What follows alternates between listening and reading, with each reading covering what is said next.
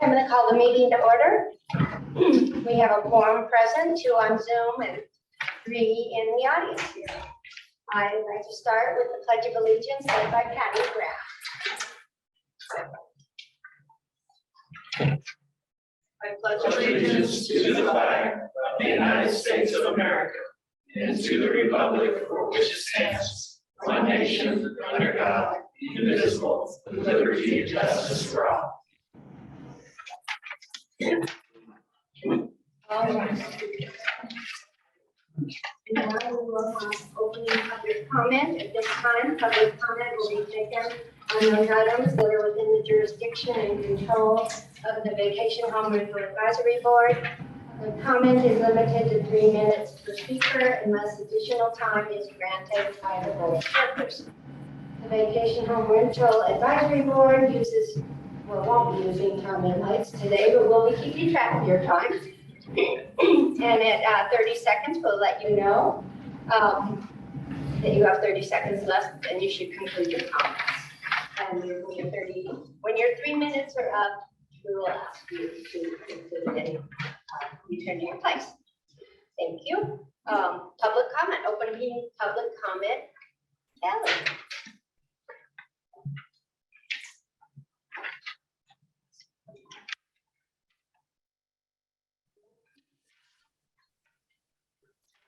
Ellie Waller, for the record. I just want to thank staff, the DA's office, law enforcement, and fire, for they are all a part of this process, and we couldn't do it without them. I've attended every one of these meetings, and I'm here today to inform VHR owners as well as the public that everybody can be part of this process and should be. I encourage you to review all agendas. As item 4 today, we will have discussion for possible changes. And if you want to help influence how this process works, I encourage you to stay and also talk to your neighbors and friends that are in Douglas County to participate. Thank you. Is there any other public comment?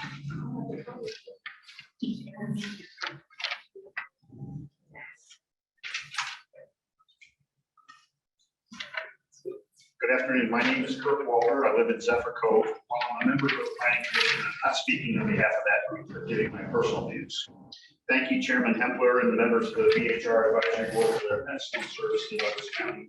Some of you have been working on this issue for over 3 years, and I applaud your efforts.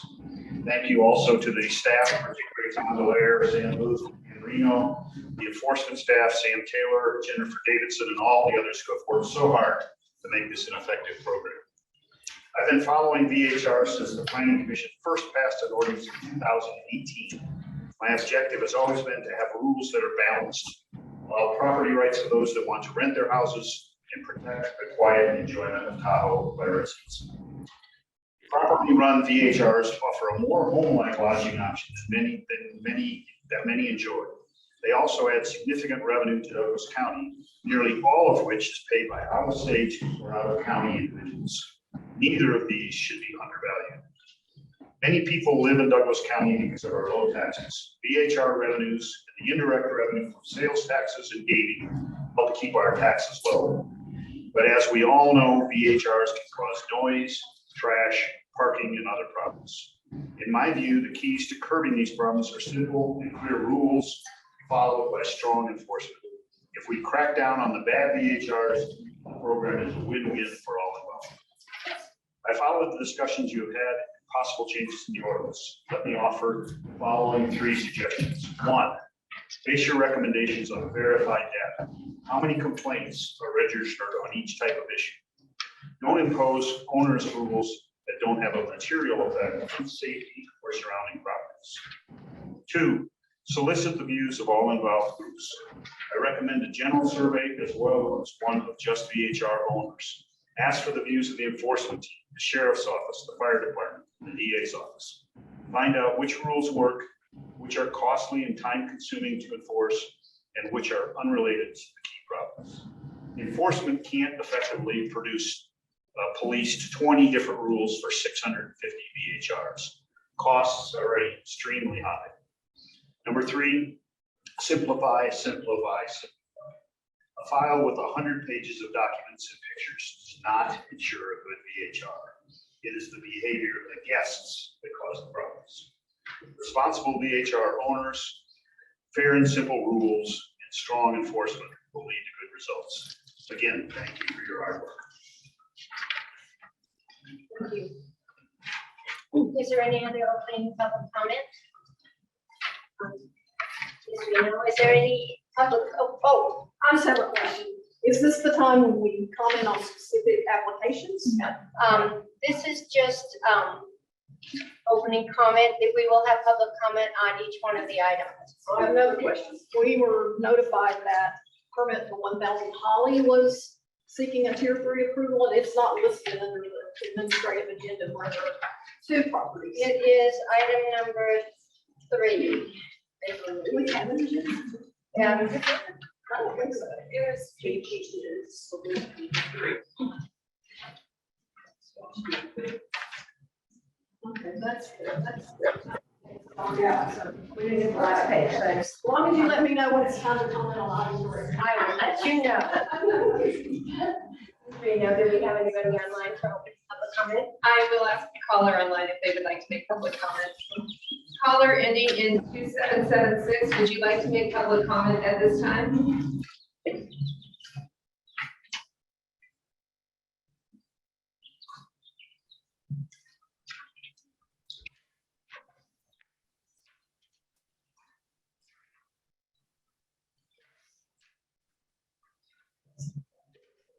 There is no public comment at this time. Okay. Then we'll close public comment and we'll move on to the approval of the agenda, possible action, approval of the proposed agenda, Vacation Home Rental Advisory Board reserves the right to take items in different order to accomplish business in the most efficient manner, to combine 2 or more agenda items for consideration, and to remove items from the agenda and delay discussion relating to the items on the agenda. So right now I'll be looking for a motion to approve the agenda as it's written. I'll second. So I have a motion from Laura Romaine, a second Patty Graff. Any discussion? If not, we'll take it to a vote. All those in favor of approving the agenda as presented, signify by saying aye. Aye. 5-0, so our agenda is approved. Approval of the previous minutes. For possible action, discussion to approve draft minutes of the April 27th, 2022 meeting of the Vacation Home Rental Advisory Board. Is there any discussion about the minutes? Okay. There's a correction needed on the agenda package, page 17. We made a motion to continue our first one on 448 Waking Aspen, and it says it was denied. It was actually approved to continue to this meeting. So that's the only change. Okay, thank you, wonderful. I have, and it's very small, but on page 7 of the packet, the last full paragraph was talking about the grants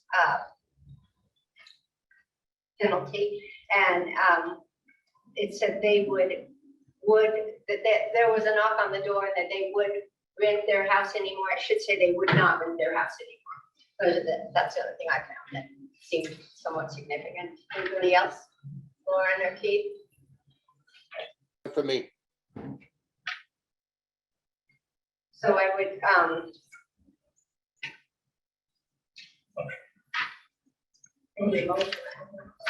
need a motion to accept the minutes with the corrections. Madam Chair, I make a motion that we accept the meeting minutes from last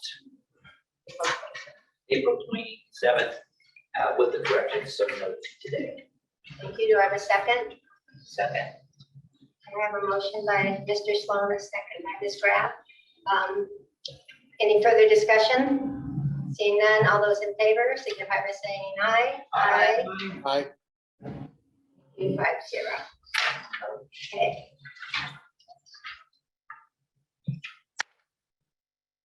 Item number 1. For possible action, discussion on a special use permit application to obtain a tier 3 vacation home rental permit. The subject application is for a 8-bedroom, 16-person occupancy located at 448 Quaking Aspen Lane.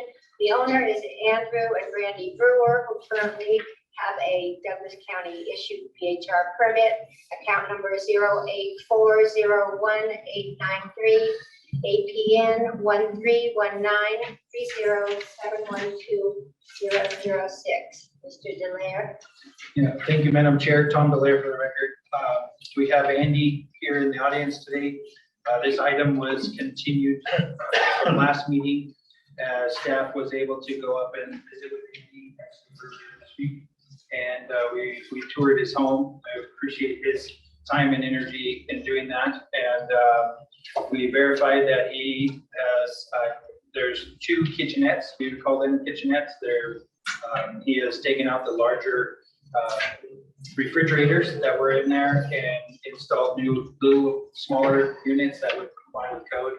And so I think that was the issue, was the kitchenettes and the stove. The stove was removed as well over the garage, and a small refrigerator was put in its place, it looks like. And so, and the other larger refrigerator was removed from above the garage.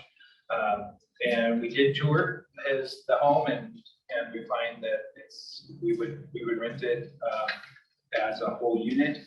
And we did some research on the property as well. The permit for the garage was done in 1999. It is located on the Tahoe Village property, the garage itself is, and outside of the right of way, there seems to be about I would say probably a 6-foot, 7-foot space between the right of way and his garage doors. We did remove the 2 parking stalls that were parallel that he was showing on his plan. Tahoe Village, of course, has a large number of parking stalls for those homes that are just up on the other side of the tractor enclosure that you can see in the photos that were provided. So I think that's to the south of the site. There's also the ski resort is on, I would say, the east side of the site. Also the parking lot down by the ski run. But the ski run runs in front of the house, and anyway, I think all of the parking with the 4 locations in the garage is adequate for what we require. I don't know if you need me to go through any of this other information. Andy did provide a very thorough report, and it's in supplemental. It's quite a few pages.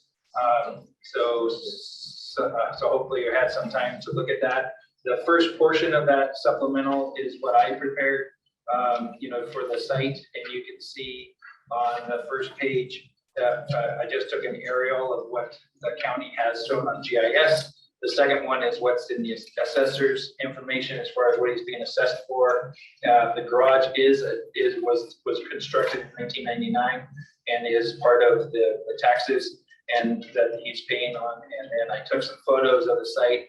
You can see those in the kitchenettes. And so hopefully, if you guys have any questions for me, I can respond or try to respond to them. Okay, thank you, Mr. Delaire. Really nice presentation that you put together. It looked like you were covering all the bases. I don't know what I was too loud.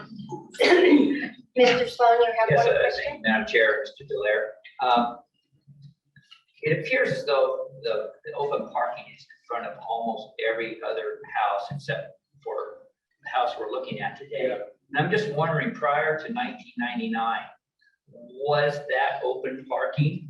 That's what I figured. So they were able to take their open parking and actually put a structure on it on part of the HOA property. Is it on any Douglas County property at this time? Yeah, no, it doesn't appear to be on Douglas County property. There was an existing retaining wall closer to the right of way. So when they put in the garage, it's like halfway through the garage is where the retaining wall was.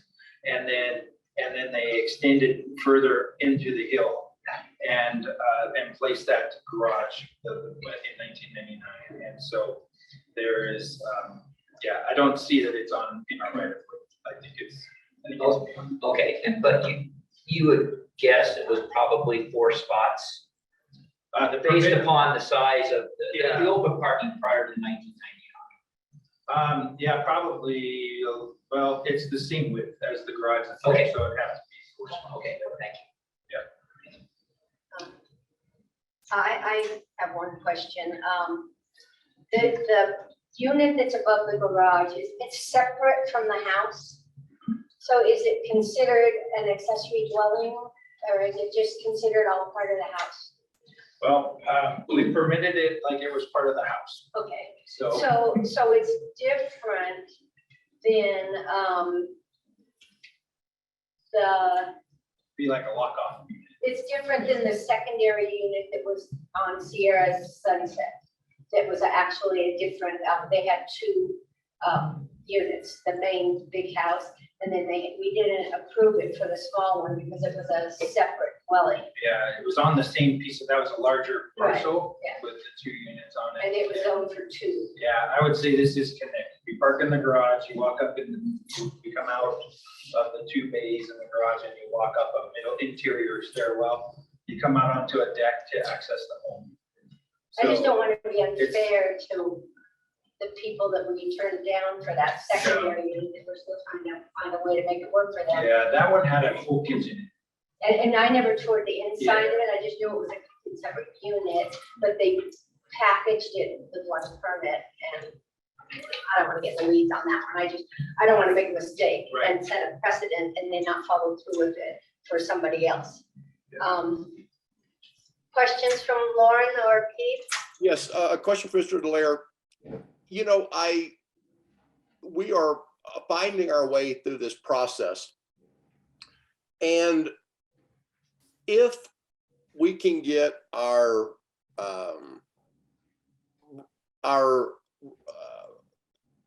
mechanisms correct for enforcement, then I have some less concern about tier 3s. Has anyone lost their permit because they have 3 verified complaints in a year? Or is anyone close to that has 2? And then lastly, how many verified complaints do we have in total? I've been trying to research that, Keith. It's not as easy to get that information out of the system. So I've got a report that we were able to pull out of Citizen Serve. We're gonna have to dig into that a little more, but it's just an overall report. So we've got 2 verified complaints on trash. And I don't know what you mean by verified. So it's complaints that we've received. Code enforcement has done an investigation, I assume, on those. I don't know what the outcome of that was. So on this particular report, we have 11 for parking, 8 for noise, and 2 for illegal renting. That's from January of this year to May 25th of this year. Yeah, Keith? I guess I'm using the word verified, and that's probably the wrong word. But if someone has, the code says that if someone has 3 some adjective complaints, like we have gone out, we've investigated, we are confident it was a violation, they can have their permit revoked. And it's been completely understandable as our enforcement is ramping up. It's been completely understandable that there is a gap between the public comment we hear and a complaint, 3 of which would have people potentially lose their permit. So I'm trying to see what the impact of making a mistake is. And it sounds like no one has lost their permit because of 3 complaints that have resulted in them losing their permits. And it doesn't sound like the volume of complaints that we're receiving in our system and sending out officers is in a direct correlation with the amount of comments we hear from public comment. No, I'm.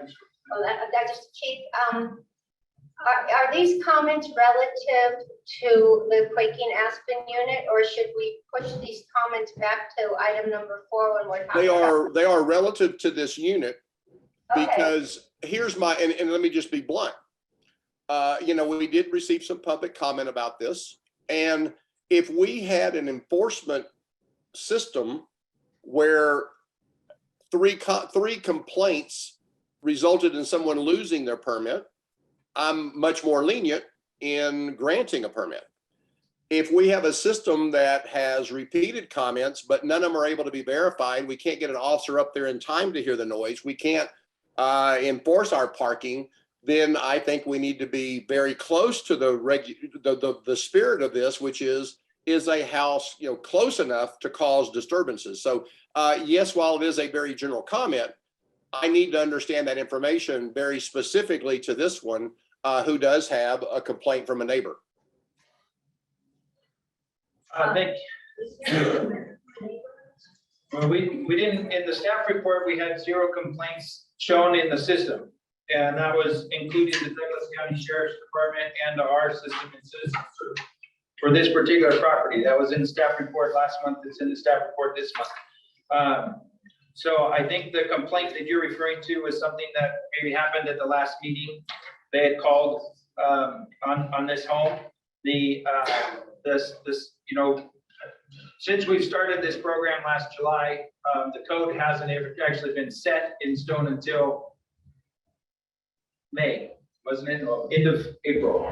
So, and also we don't have any enforcement staff. They were doing permit reviews. So in the last month, they have been able to get out into the field a lot more and start working these complaints. And so if we can give it some time, I think we will eventually get to the point where we'll have 3 and revoking a permit, but we have not done so to date. Madam Chair.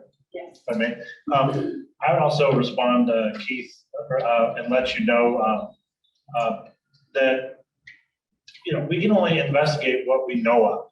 So to the extent that someone isn't making a complaint with either DCSO or the Douglas County Code Enforcement, it's difficult for us to undertake any sort of level of review for something that happens at a meeting.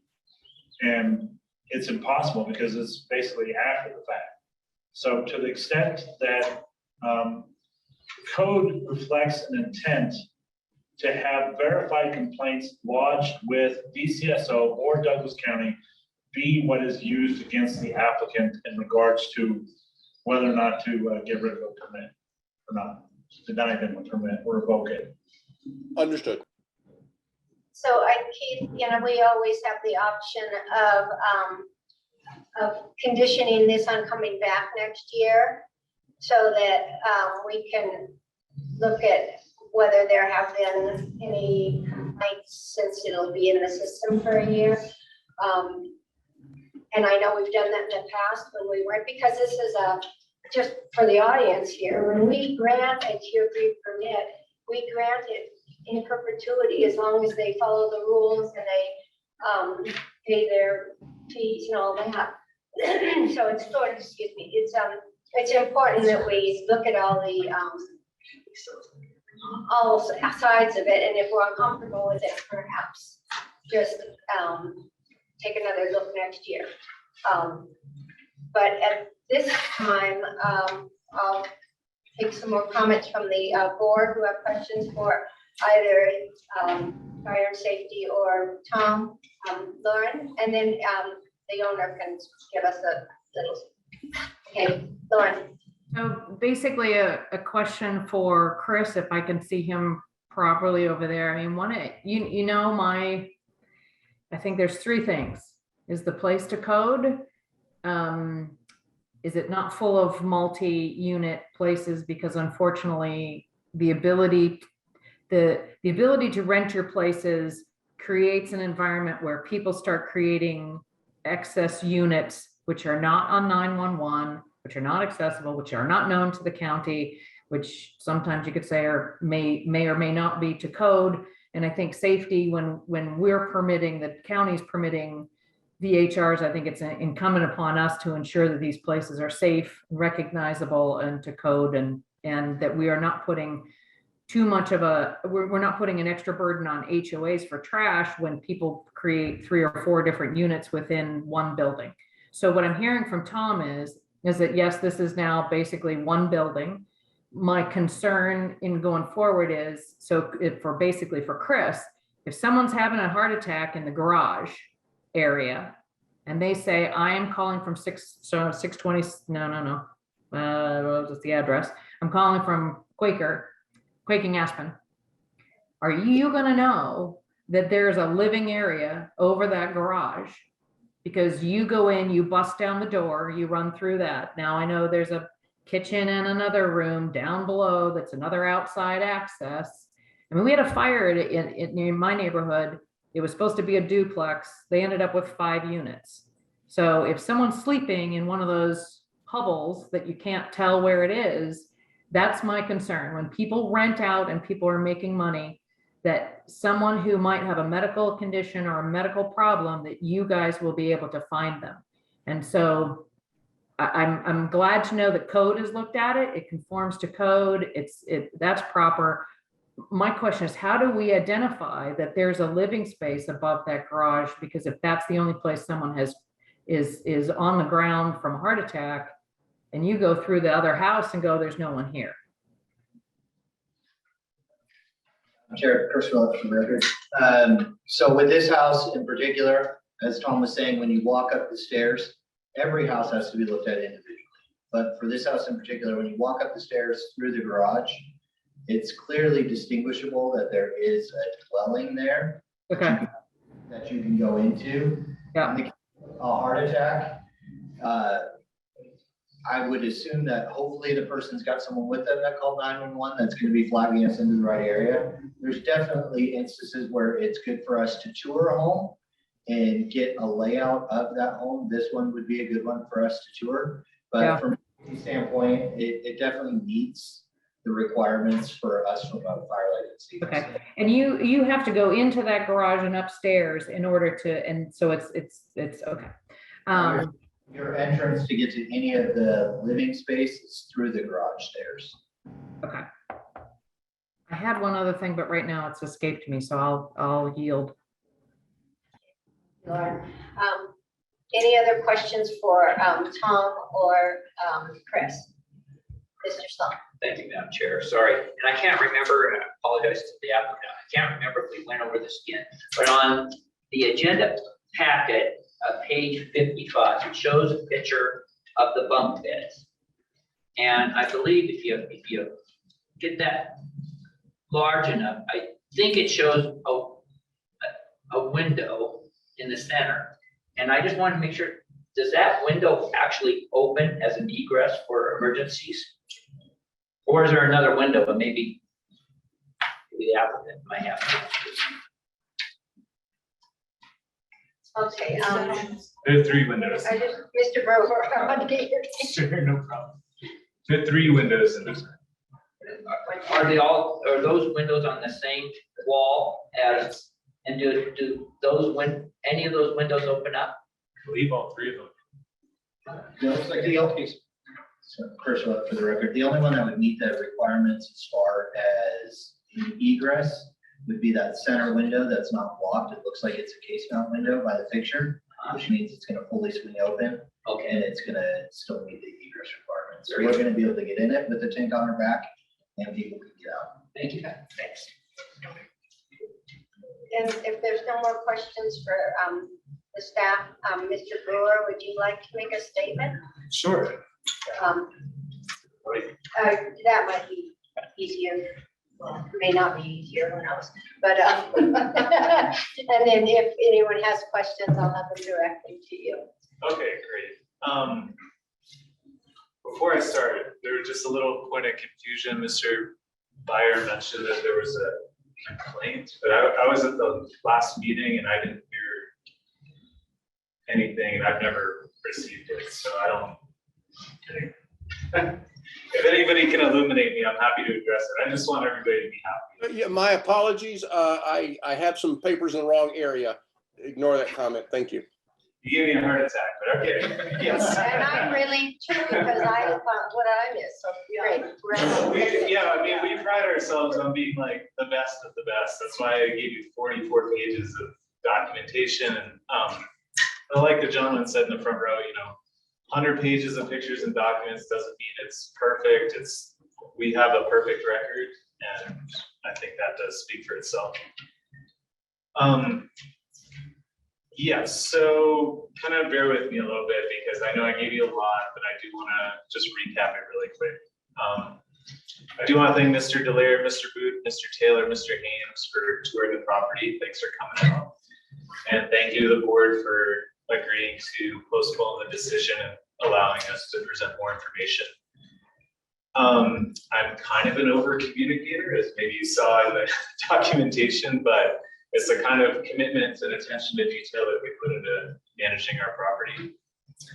The document's broken up into 5 sections. We have garbage, property management, noise, parking, and home layout. I'll just briefly review those sections with you because there are some things that I think were brought up as concerns that I think are fully addressed now. Pages 10 through 12 of the supplemental packet address our garbage service. In the last meeting, I believe Ms. Romaine mentioned the strain on VHRs and the trash capacity, on HOA trash capacity. Mrs. Waller entered a public comment asking for more information about the dumpsters. If you turn to page 12, you can see a map of 9 bear-proof dumpsters within a 3-minute walk of the house. And below that, in section 3, I was delivered a written statement by the HOA saying that they have full-time maintenance crews that go around twice daily to monitor the dumpsters. If there's any excess trash, they will move it to another dumpster or they'll haul it off-site. So it's, I think it's one of the better systems we have around. Yes, and they also told me that hotels cannot use the dumpsters. So if you see on the map, there's a lot of hotels around the area. They're not eligible to use it. On a property management, pages 13 through 18 discuss our best practices. On page 14, you can see within a year and a half of owning the property, we've established positive relationships with 4 of our close neighbors who are supporting our tier 3 application. That's why I got such a fright when I got a complaint, because everyone I know likes it, and I like it that way. On page 16, you can see that we have a near perfect reputation with guests as well. And on page 18, I documented 9 smart home features that keep our guests safe and allow us to monitor the property. I believe Mr. Sloan, you inquired about a sprinkler system, which the fire department said we didn't have to install. This was built in '82. But we have hardwired fire alarms in every bedroom, every living space that are monitored 24/7 by Mountain Alarm. So we're, as good as we can get without sprinklers. And I wanted to clear up any confusion about how we rent the property as we're kind of discussing here. We have a single listing for the main house. If you go online, it'll say it's 6 bedrooms, 12-person capacity. That's our ideal guest. That's who we rent to. But every once in a while, they'll say, hey, my aunt and uncle want to come, my grandparents want to come. Do you have more room? And that's when we would allow them to stay in those external bedrooms. But we never rent those external bedrooms separately. There's never 2 different groups there. Next up is noise. Tons of documentation on noise. We have pages 19 through 38. So I believe Mr. Byer brought up the concern of the proximity to neighbors. As Ms. Romaine mentioned last time, we're located in a tourist-friendly recreational area. Despite that, we have more space around us than anyone else I could find, including other VHRs that have been approved for tier 3 capacity. So I think we have precedent there that we're far enough away. Furthermore, if it makes a difference, our house is, the living spaces are 100 feet away. So if you measure the property, the distance between us and their external stairs are 89 or 90 feet. I got a photo of a 10-foot external staircase that they don't hang out On page 24, you can see that our area doesn't look like a quiet residential neighborhood. Quaking Aspen is on public bus route number 22, and the only road used to access the Stagecoach Lodge and the 14 hotels in the area. So they're constantly serviced by transportation shuttles and heavy maintenance equipment. On page 26, you can see that many of our neighbors are huge hotels with the Holiday Inn steps away. It's bigger than some of the casinos downtown. So as you drive down the one-way street, it measures 26 feet wide. It's massive, and and then drive past Heavenly's parking lot, which has spots for about 100 cars. I don't think anyone's going to get confused about this area versus I don't think there would be a homeowner moving in expecting a quiet area. Also in response to Mr. Byers to see additional noise monitors installed, we went ahead and added 3 additional noise monitors, which the inspectors were able to verify. Put an extra one on the second floor in the kitchen. We put another one outside on the deck, and then another one above the garage. And then we pulled our data for the last 12 months, which you can see on page 30. That red horizontal line is 80 to 90 decibels, and that's a loud party. And you can see that we are well below that. Additionally, on pages 31 through 35, you can see the settings enabled on our noise monitors. So these are really cool. The noise monitors, they alert us. They also text message the guests, and they call the guests on the phone.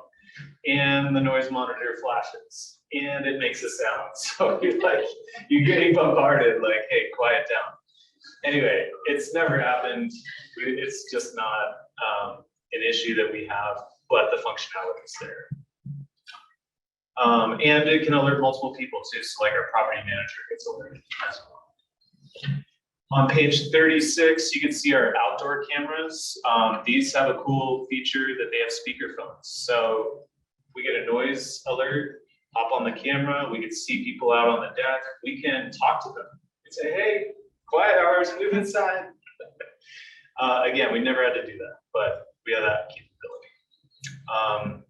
Page 37 and 38, you can see that we have no outdoor ambiance to speak of. We don't have a hot tub, we don't have lights, we don't have heating. It gets cold, go inside. And we have posted 2 quiet hour signs in the locations closest to both neighbors. So hopefully it's evident here that we're trying to go above and beyond, just make sure that we don't disturb it.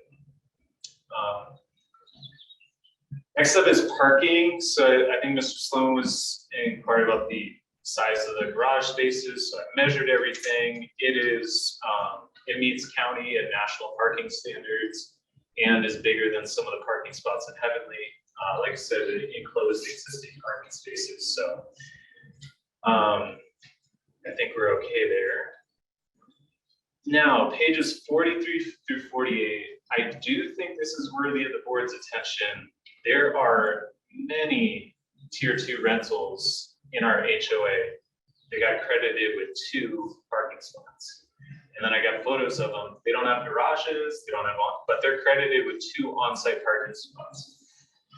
So I don't know, maybe I'm just conservative, but I like consistency. And so if the house next to us gets 2 parking spots and I'm paying the same dues and attributed the same CC&Rs, I would like those 2 parking spots as well.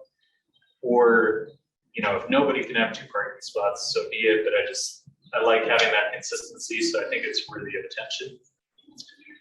On page 48, we have a driveway camera. So again, if there's any parking issues in front of the house, we can get on the speakerphone, ask them to move, address it immediately.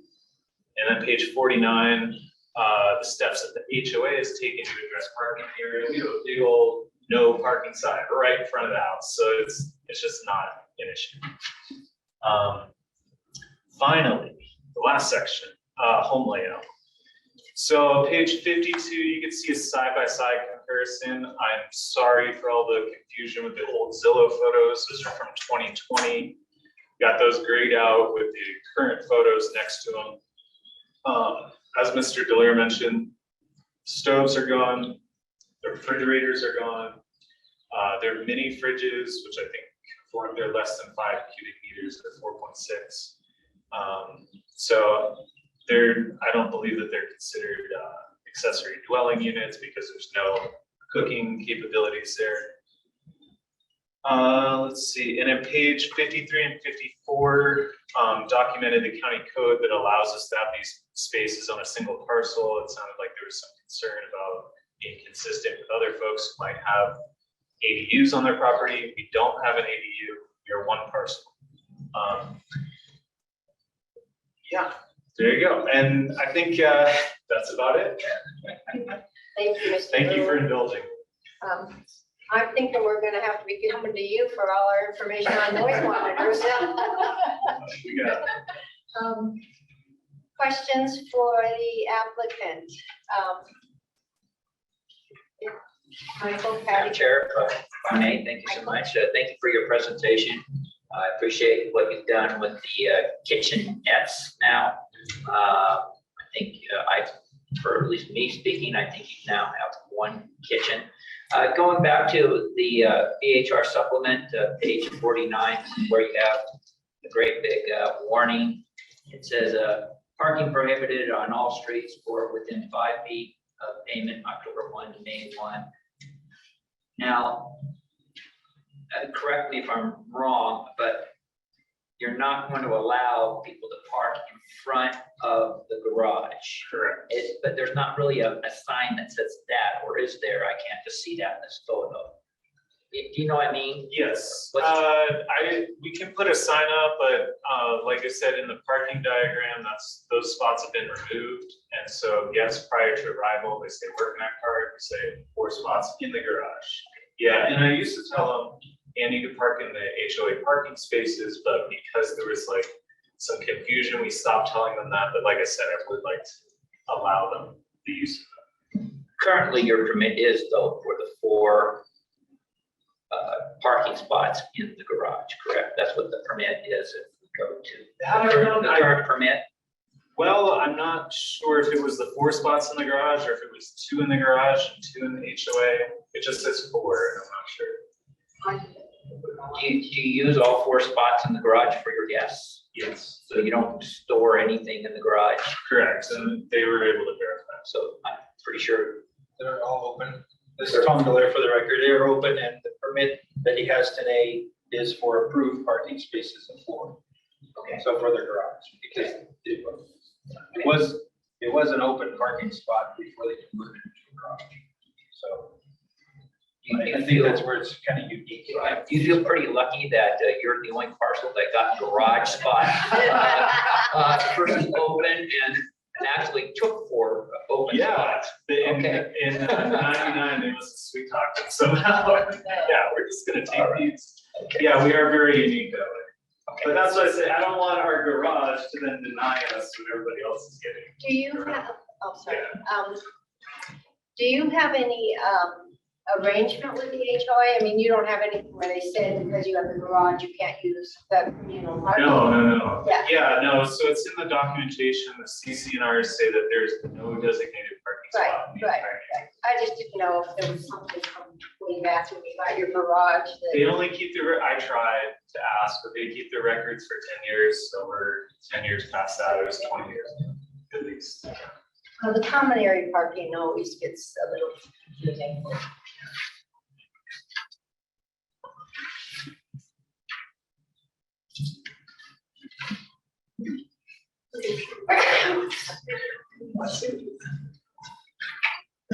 Lauren, do you have a question? Go ahead. I don't know what's going on down there. So yeah, Tahoe Village, and that's its own HOA, and I don't want to get into that stuff. They don't have the same rules as others do, where there's only, but I think people are kind of designated with 2, but they don't limit it to 2. But I would, I'm sorry that I don't have it written down. The owner there, has a good attitude about it. I would say that basically your two plus somehow your one unit ended up with four, you have 4 spots. And what's great about your 4 spots is they are assigned and they are private and you will always be able to park there. And so parking is such a big issue that I'm not going to fight Tahoe Village's battles for them, but I would try to say that, you've got a good deal going with those 4.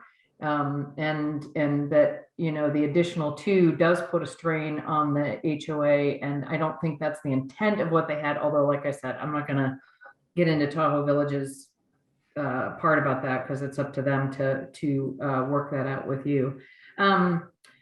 I do think that Tahoe Village is a different place. It is definitely more touristy, and I think it is a different makeup. So the distances to me can be a little bit less because of that area and that neighborhood. It just is truly unique in and of itself, away from the rest of Kingsbury area. It just is, you pass over past Fox and Hound and it just becomes a different area and great for tourists.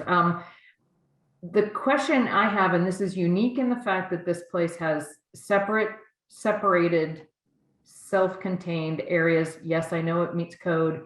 My suggestion would be is that we add some kind of stipulation to this. And I do understand what the owner was saying, where he advertises a smaller section, and if they want more, he gives them more. He doesn't rent out the other parts. That's wonderful. Unfortunately, we have many people who and I believe him. We have many people that have the same thing. They're told that it can only be, they've got 1 permit. It can only be advertised as 1. You can only rent it as 1. And a week later, you see it online as 2 separate entities, and they're renting them separately. And just so I clarify my issue with trash, a VHR doesn't, I wasn't talking about a VHR being a demand on an HOA. What I say is when you have separate areas and those get rented separately, that is a higher demand on an HOA and the resources that people collectively pay into. So we have to be careful about that. I would like some stipulation that says that this is a 1 unit VHR.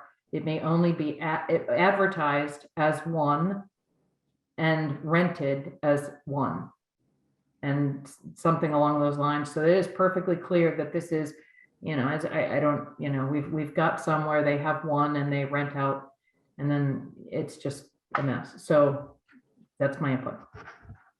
Lauren, Keith, do you have any comments or questions? No questions, but some comments. And, I like Lauren's idea. And I'm wondering if let's say that we put such a stipulation on the permit that it is rented, that it is, 1 listing. And if there's 2, would that violation, would it take 3 of those violations? And by the way, I'm not insinuating that there ever would be a violation. And this is as much for the future as now. But could we put a stipulation that it will be advertised as 1? And if it's ever advertised as more than 1, that the tier 3 permit would be revoked and not have to go to 3 separate incidences? Madam Chair. Yeah, Sam Taylor, Douglas County District Attorney's Office, for the record.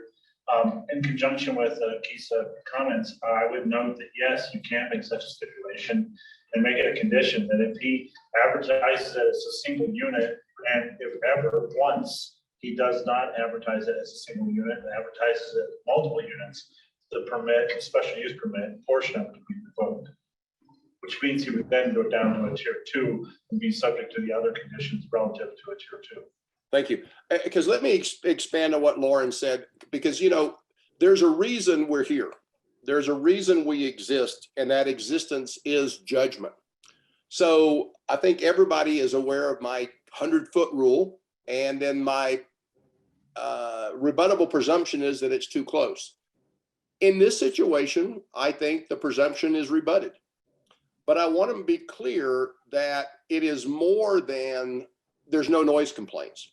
And it is more than I can see the noise monitoring data And I do wish to congratulate this owner. I do think you have benefited your community by starting to show us what these noise monitors can accomplish, because I think that's one of the things we're struggling with. I look at these and I look at an absence of, because until I misfiled that, I thought there were no complaints, and I thought there was a complaint. Now I'm back with everybody else. There were no complaints. If there's an absence of complaints and a property is surrounded by VHRs, I take that into account because they're naturally not going to complain a lot, and the people who live there are more likely to produce noise and more likely to accept noise. What I do is, when it's surrounded by VHRs, I use a very common sense approach and say, would someone ever buy one of these properties as something other than a vacation home? Would you have a person with, a dog, 2 kids, and a Honda move in? And this neighborhood, as Lauren was saying, this neighborhood does not lend itself to that. And so that is weighing heavily on my decision, because we have data now that no one's ever had before.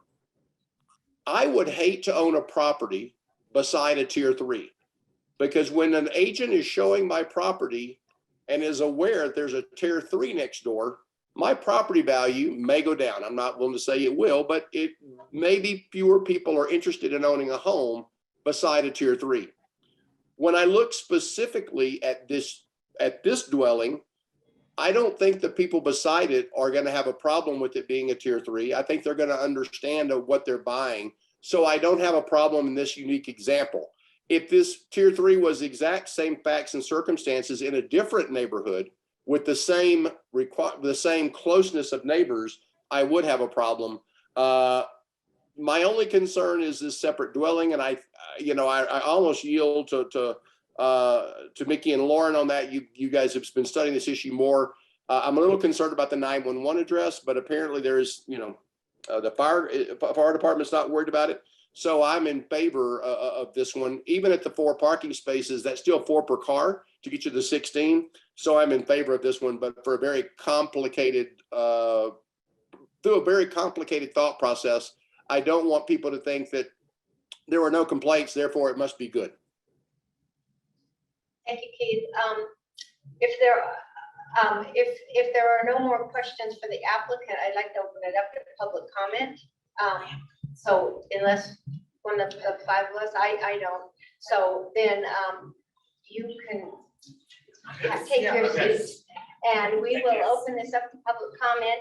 And this is specifically for 448 Quaking Aspen.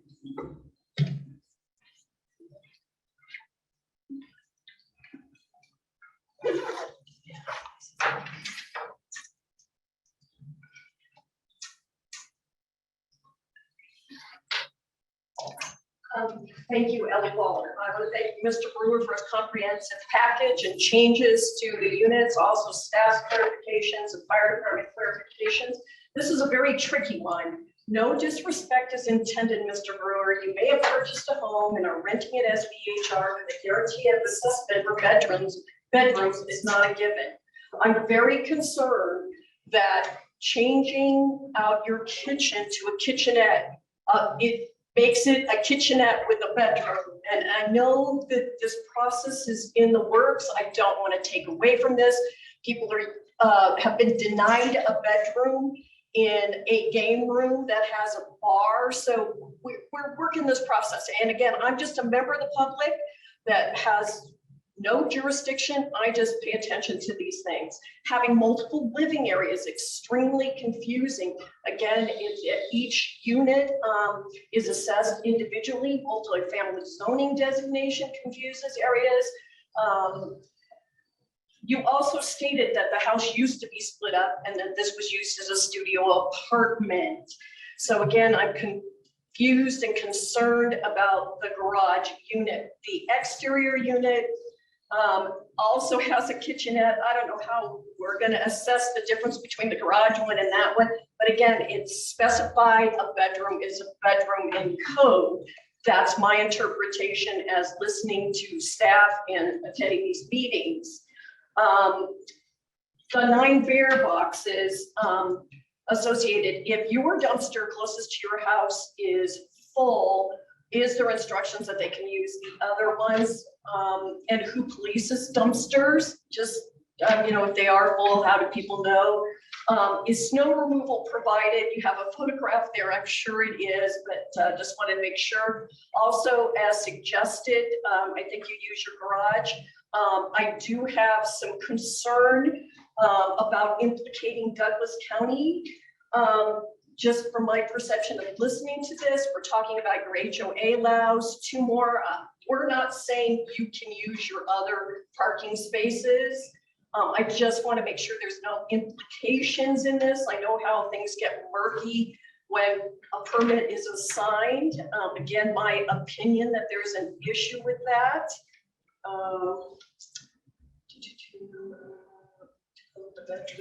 Okay, I think I'm good. Thank you. Thanks, Ellie.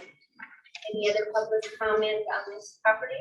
Please come up, state your name and, well, Wendy, I'm sorry, just state your name and there's 3 minutes to start. Hi, I'm Suzanne Michaels, 218 Clubhouse Circle, right here, state line 89448. I just made it here. My HOA director told me to go to Minden for this. Went all the way down there, got back up here, because they said it's up here, and I was absolutely furious. Anyway, moving on. I understand that the home that we're talking about at 1000 Holly Lane, that's right up above. We're on Viking Aspen right now. Viking Aspen. We're on item number, what? I'm sorry, that's my mistake. I'm on the mansion house that had been. Right. They That went is tier 3. coming up. Okay, I'm so sorry. Oh, no problem. I Any guess other- I'm earlier than I thought. Well, we always take longer than we. Okay. Thank you. Any other public comment here in the room on 448 Viking Aspen? Ms. Mino, do we have anybody online for public comment? Thank you, Madam Chair. And Rita, for the record, there is no one online to make public comment. Okay, so we'll close public comment, bring it back to the board for any more discussion or a motion of some sort. Patty? I want to give Mr. Brewer a lot of credit. I think he's really gone above what a lot of other tier 3s have been. There's questions on some of the, kitchenette units. As tier 3s are, to me, and this property is more kind of a luxury rental where a lot of places do have microwaves and kitchenettes in them. And I don't see where this would degrade it from becoming a tier 3, especially since it was considered multi-family unit before, where they converted this to a single family unit. And I think it's a plus to have it advertised, and I hope that we can do a motion to have it advertised as a 1 rental unit where it cannot be subdivided into 2 different rentals. And I think the owners have just gotten way above and beyond inviting everyone over there to come look at everything, changed everything without questioning, and is willing to do different things that we've asked of him. And I have been to this area. It's a very touristy area. I can't see anyone coming there to bring their kids and raise them for this. And I think that we should approve this tier 3. Thanks, Patty. Lauren? Yeah, I just, my friend Ellie always makes me think, because she's got all these wonderful points, and as she's talking, I'm thinking, and I was, the issue to me is not having a room where you multi-use a room and throw in bunk beds, which was an issue we have in multiple places, to then call it a bedroom and get more occupancy and shove people in every nook and cranny. And I'm thinking, why do I feel differently about this? mini fridge and that type of thing. Now, a separate unit and what constitutes a unit, we've taken care of that. So basically it's a mini fridge area. Why do I not have a problem with this? And I'm thinking, I don't think this is what ever came up in the task force as far as discussions, because you can think about it, you know, people do have, especially in areas like this, because they're further away, that you have a mini fridge or you have something like that, which is not, to me, cramming someone in with a billiards table and a game thing and then bunk beds on every side just to call it a bedroom. So I think it's something we need to address in that ordinance going forward. But I don't have the same objection, although we haven't really worked through this part in the ordinance to be clearer, but I don't have the same objection with a mini fridge and a sink as I do with the other multi-purpose rooms that we were talking about in order to get a bedroom designation, in order to add more occupancy. And then I just want to also make a quick comment. They cannot add or occupy as separate dwellings at any time. So if we can get that type of wording, and I'm done. Thank you, Lauren. Michael, do you have Sure, anything? thank you, Madam Chair. I want to thank the applicant. I think I did an excellent presentation. I think the reason that some of your neighbors have 2 parking spots open is because there is no garage. It's just open parking. And so every place gets a parking spot or 2. And so I'd just be in favor of just keeping it as the 4 garage spots. And I'd like to see a sign out front. I think he's done a good job on taking care of the concerns we have with the kitchenettes. I actually think the sink in a room, you brush your teeth, you do like things that you like in a bathroom maybe. So I think it's good with me to approve a tier 3. Keith, do you have anything? Could I, before we go to motion, could I get clarity? Because I'm almost deferring to you, Mickey and Lauren. We, in another situation, we had a main house and a carriage house. I can't remember what it was, like a carriage house, and it was completely separate. And I think they had 2 dwelling numbers or something. And it just seems to me odd that nuance could cause a difference in how we view properties.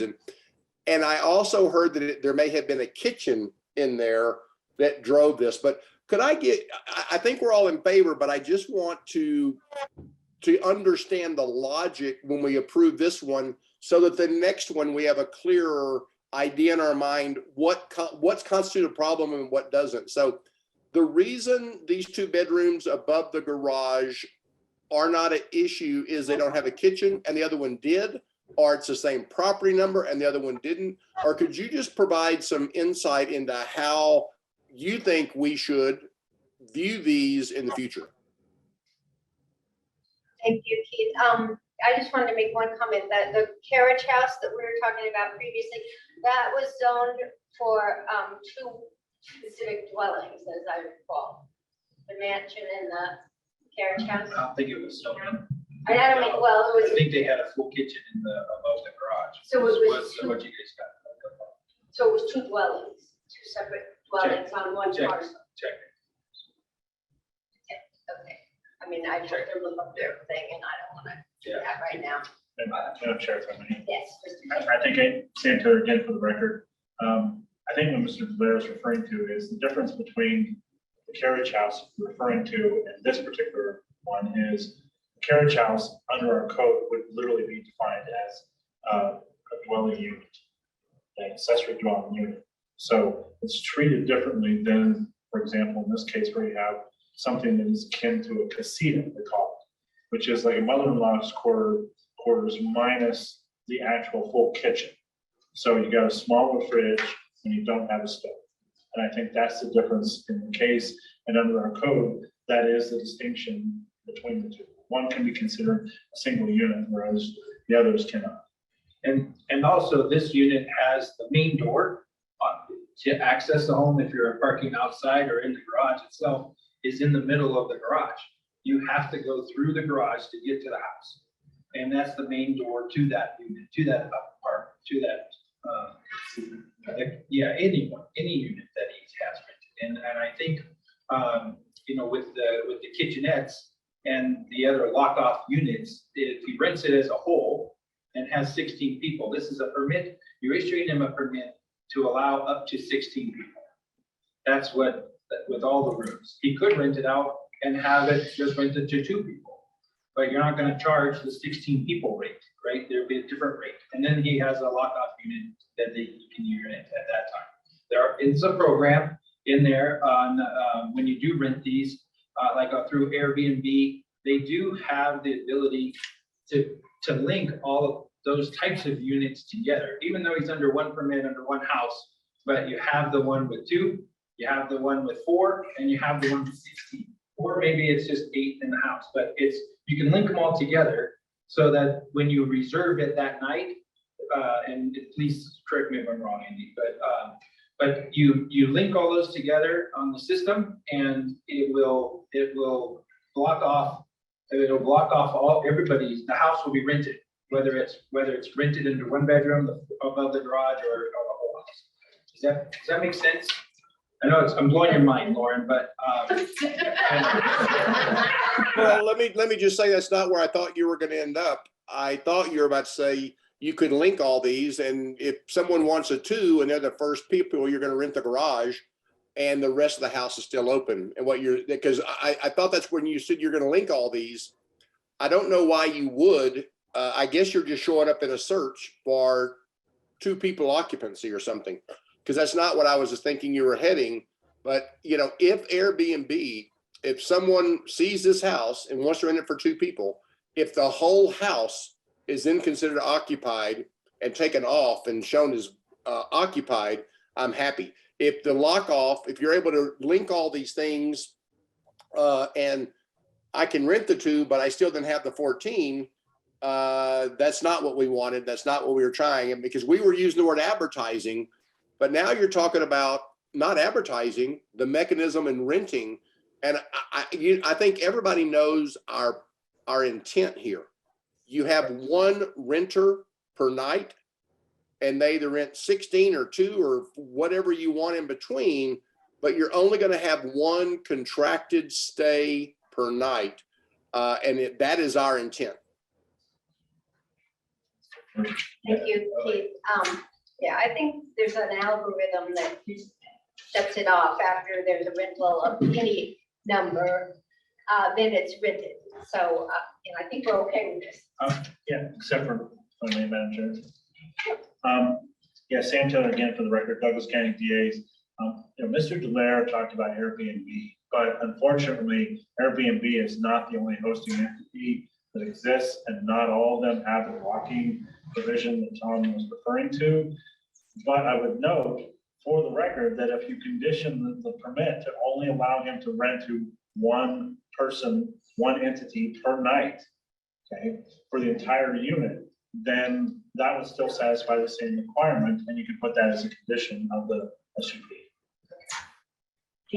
Sorry, this is, would you suggest that we make a very specific motion to that? Or would you suggest that we state our intent and that Mr. Delaire work to create the provision in the license?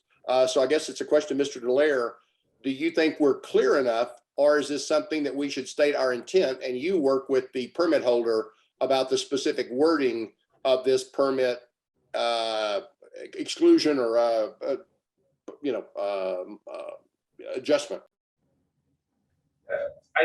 Tom Delaire for the record, I think it needs to be a motion by you guys specifically for that condition. We don't have it yet in our documentation, Keith, but I think it would be easy for us to add that provision on our permit itself as one of the notes. So, because it's not going to just apply to Mr. Brewer's home, it's applying to all of it, right? So we want that as a condition. I like the contracted stay, one contracted stay per night, and then we'll just add that do the actual permit, but please put a motion together today for this one and we'll make it. Thank you, sir. Lauren? Yeah, okay, so. You know, it's just the bad apples that end up making it, you know, bad. So in an instant in Douglas County right now, there's a person with a VHR permit who says, who has access to 2 separate areas. The area down below is only a small sink and it's less facilities than what Mr. Brewer has there. He says he rents them only one at a time. So like if they take the downstairs bedroom, that's the only thing he does. He doesn't rent the upstairs. And if he rents the upstairs, you know, he can do them all at once, you know, all the same type of thing. But you read through the reviews and the reviews say it's very cold downstairs and the renters upstairs are the ones who are controlling the heat. So obviously he's renting them out at 2 different times at the same time. So I'm, what's that? Talking about this specific unit? No, I'm sorry. No, not Mr. Brewer. He's doing fine. He's doing great. And he's one of the good apples. Yeah, another one. He's holding his chest. So my concern is this okay, so that's one issue. And then the other issue I have is with the wording of contracted stay, because here's the other issue we run into. People separate up their houses and have 2 separate living areas. They contractually contract out one area and they live in the other. That is a problem too, because now instead of having to fill up 3 bedrooms with one contract, sorry, you now have, oh geez, I can stay here and we can cram more people in up here. And now they pay 1 HOA due, they pay 1 HOA fee, and they're putting more of a strain and a problem. So I don't know how to fix this with him because I don't like the word contracted, because the point of it is it can only be one occupancy, whatever occupancy at a time. And then I'm not sure, I mean, I hear what Tom's saying as far as that there are these mechanisms to have multiple advertisements of multiple sections of your home, which then would block out the rest of your home from renting. And I'm sure they've found a way to do that, but I don't know how to fix this. And maybe Mr. Brewer is perfectly fine with one advertisement and we can put this to rest for him and have to deal with it later on. Madam Chair? Yeah, Keith? Yeah, Lauren, I'm always amazed at the quality of the thought process of all of you guys. So I think that's something interesting. And I think sometimes it's better to do the reverse. I think we could say it's one contracted renter, because you are going to have problems that 2 or 3 families come together that they've always gone on vacation, right? We don't want to prohibit that. But we could say that you're limited to 1 contracted stay and you're not allowed to occupy, the owner's not allowed to occupy during the same thing. We could make it a little bit more complex. But maybe we are, and again, all this is good stuff because we're figuring this out. But I think I heard the fire department say that you had to walk through the garage unit to get to the house. And that is somewhat a limiting factor in itself. I don't want to rent the garage. If I rent the garage and someone's walking through my room to get to their room, that's a big difference to me. And I think it's uneconomical, but again, I'm willing to listen, because I think all these things are great comments, but I don't think, I think we don't have a problem here. We're worried about creating a precedent, and I do think it's worth the conversation. But maybe we have, in the motion that we have, it's 1 contracted party per night, and a contracted night may not have owner occupancy as well. Thank you, Keith. And I think it's something Keith actually said, is that our job is to look at each thing individually, and that's what we're trying to do. So I'm going to entertain a motion if Michael has one ready for me. I would like to just make one statement first here to Mr. Dallaire. If you go to page 68, this was one finish, I apologize. 68 is on the agenda packet. This was the permit from 2020 to 2021, and it was issued to Andrew Brewer. Then the next one, the current one, is to Brandy Brewer. And then if you go to the assessors, the actual owners are Brewer, Andrew, and Brandy. So I'd like to have all people on the permit the same as what the assessors owner has in the future. But with that, I will relinquish the floor to you for the motion. If you want. Or I can make a I motion. was hoping you've been taking some good I've notes tried to to. make a good motion Keith, for are us. you ready for this motion? Laura, are you ready for this motion? Let me hear it. All right, I'd like to move that a special use permit applicant for 448 Quaking Aspen Lane for a tier 3, 16-person, 4 parking spots be approved with the condition that a no parking sign be placed in front of the garage space and that 1 contracted entity per night for the whole house is only allowed. Does that make everybody happy? No? Lauren? Yeah, no, I'm sorry, wait a minute. There we go. Yeah, no, it doesn't address the owner staying. So 1 contracted, what were we saying there? 1 contracted, I said 1 contracted entity per night for the whole house. and Keith, how do you add your stipulation on there? Right, and if we could add the stipulation that during a contracted stay, the owner may not occupy the house. Any portion of the house. Right. So it's a permanent amendment. So Michael could change it if he wants. Okay, you can make a friendly amendment. I would accept that. If you can do that. Yes, you can. That's all you need to do is say I accept. I accept. Okay, do I have a second? A second. Okay, I have a motion by Mr. Sloan, a second by Ms. Graff. All those in favor? Aye. Hi, Thank can you. I just say quickly, I'm just sorry Mr. Brewer has to go through this with us because he is awesome and I appreciate all his efforts. I'm sorry, you had to read 44 pages.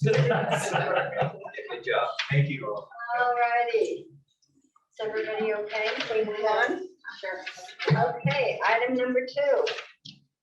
For possible action, discussion on a special use permit application to obtain a tier 3 vacation home rental permit. The subject application is for a 7-bedroom home, 14-person occupancy, located at 626 Jeff Lane, Lynbrook, Nevada.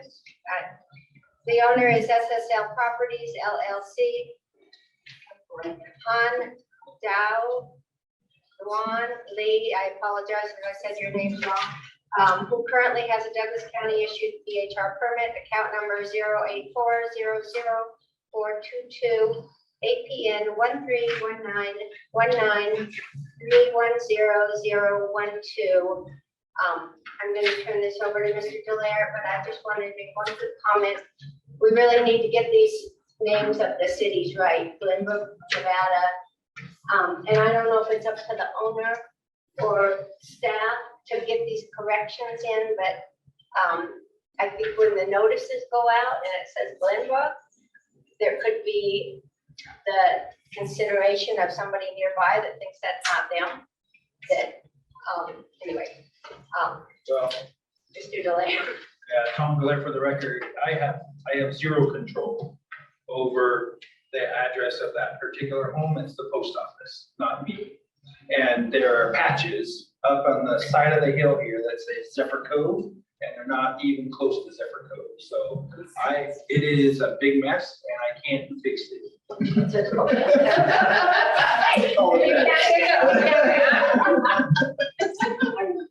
Yeah. I have been looking at GIS for a long time about this, because it's driving me crazy. And it is, when you actually zoom into the post office service and look at that zip code, there are spots, I mean, it looks like, even in, the one right over, right over here, the development right in place, Lake Village, it's the same thing. It's like, oh, I want Glenbrook, oh, I want Silver Cove, I want State Line. And it literally, each house is, it's crazy. So the owner can, when they put their application in, if they write state line, it still come out Glenbrook? I believe that's how it was with the post office back in the day. That's right. Is that what the assessor's parcel would say that too? I mean, are we 100% sure on It's that? difficult. It's between the mailing address and the assessor. Would we not be better though to use the assessor's parcel information on the permits? It won't get to their. It literally won't get to their.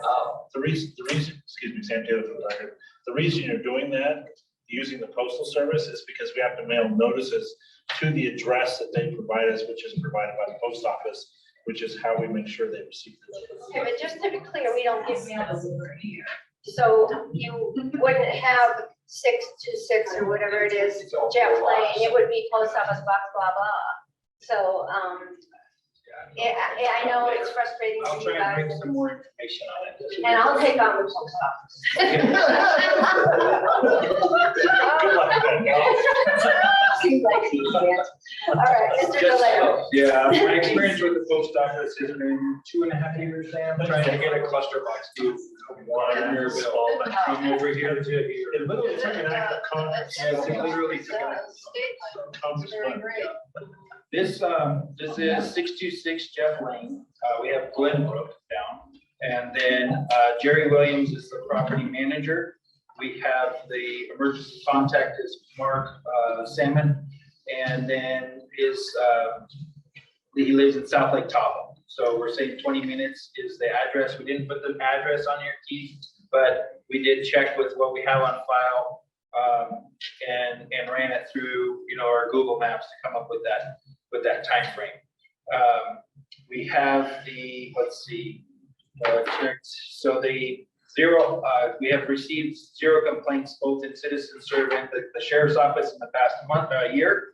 And then they do have the insurance for $1 million coverage. Their proposed occupancy is 14, previously was 18. They have a total of 7 bedrooms and total of 5 parking spots, 2 in the garage and 3 in the driveway. And they have a statement there for the bear-proof storage solution. Looks like trash is collected after every guest, so it's one of those special things where they collect it themselves. But they do have a bear box, and the cleaner takes the refuse to, or the cleaner takes the garbage to the refuge center. We do have two, I guess it's in your supplemental request, you have 2 emails that we received about this property from the adjacent owners that were notified that this is coming before you. So those were in the supplementals last night.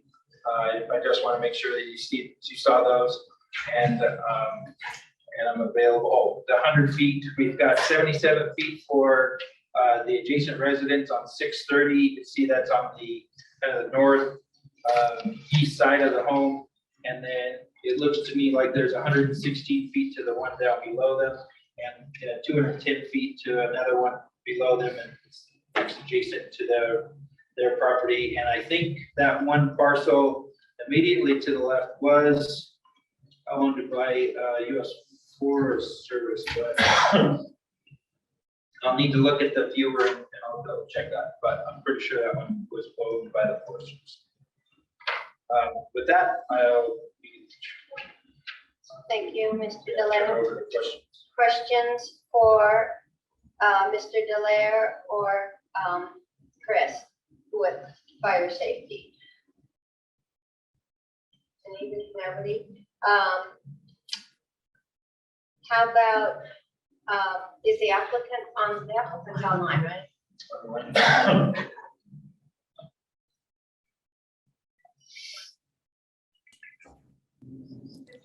Mr. Dow, if you can hear me, please let me know, and then you can, the board will ask questions of you, but you can make your statement regarding your property. Hi, everyone. My name is Han Dao. Can you guys hear me okay? Yep. Okay. Yeah, thank you for in advance for the time and consideration, and thank you for having us today. Yeah, I'm sorry. Is it time for me to make an introduction statement? Yes, go ahead. Yeah, I just want to briefly introduce ourselves. We're a family of 4. We have 2 young kids, and my husband grew up in the Bay Area and always go to Tahoe, and he carried the love for snow and snowboarding and such, and he want to, carry that on to our 2 girls, and that's why we decided to purchase this home to fulfill our dream as a family and make good memories in Tahoe, and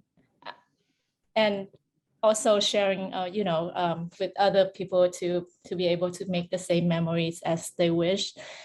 We have full respect and love for Tahoe, and we will want to do everything to preserve Tahoe.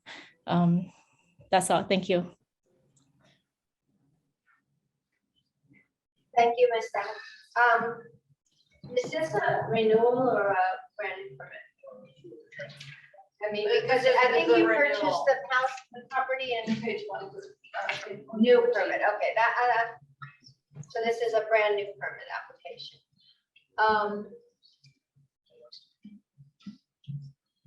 Just looking over my notes, see if I had any questions for you. I noticed the bear bin, it's very small for 14 occupants, but I understand that you have other places you're storing garbage during a guest stay. And that's in the garage? Correct. Yeah, we have cans that in the garage and locked up. So that picture that we saw of garbage cans is in those garages that you can see from the street? You cannot see from the street because the garage door is, if the garage door is closed, right? It's in those garages that are on Jeff Lane? Correct. Okay, thank you. Questions for the applicant? Anybody? Michael? Hello, how are you today? I'm good. How are you? Thank you. Great. Say, were you able to see the 2 email comments from your neighbors regarding your permit? I'm not able to see yet. Did it just come in? Came into our packet last night. It's under our supplemental, but I'm sure, well, you could look up the supplemental, I guess, and take a look at it. But the big concerns are, like they're always, the noise, the parking is an issue, banging on their doors after hours because they have the wrong address. I have an idea on that. But these are all things that, we don't want to see in tier 3s. Now, do you have a professional management company here locally, or is it just a person that will answer emergencies? Well, we have Jerry Williams as property manager, however, and a emergency contact, the local emergency contact.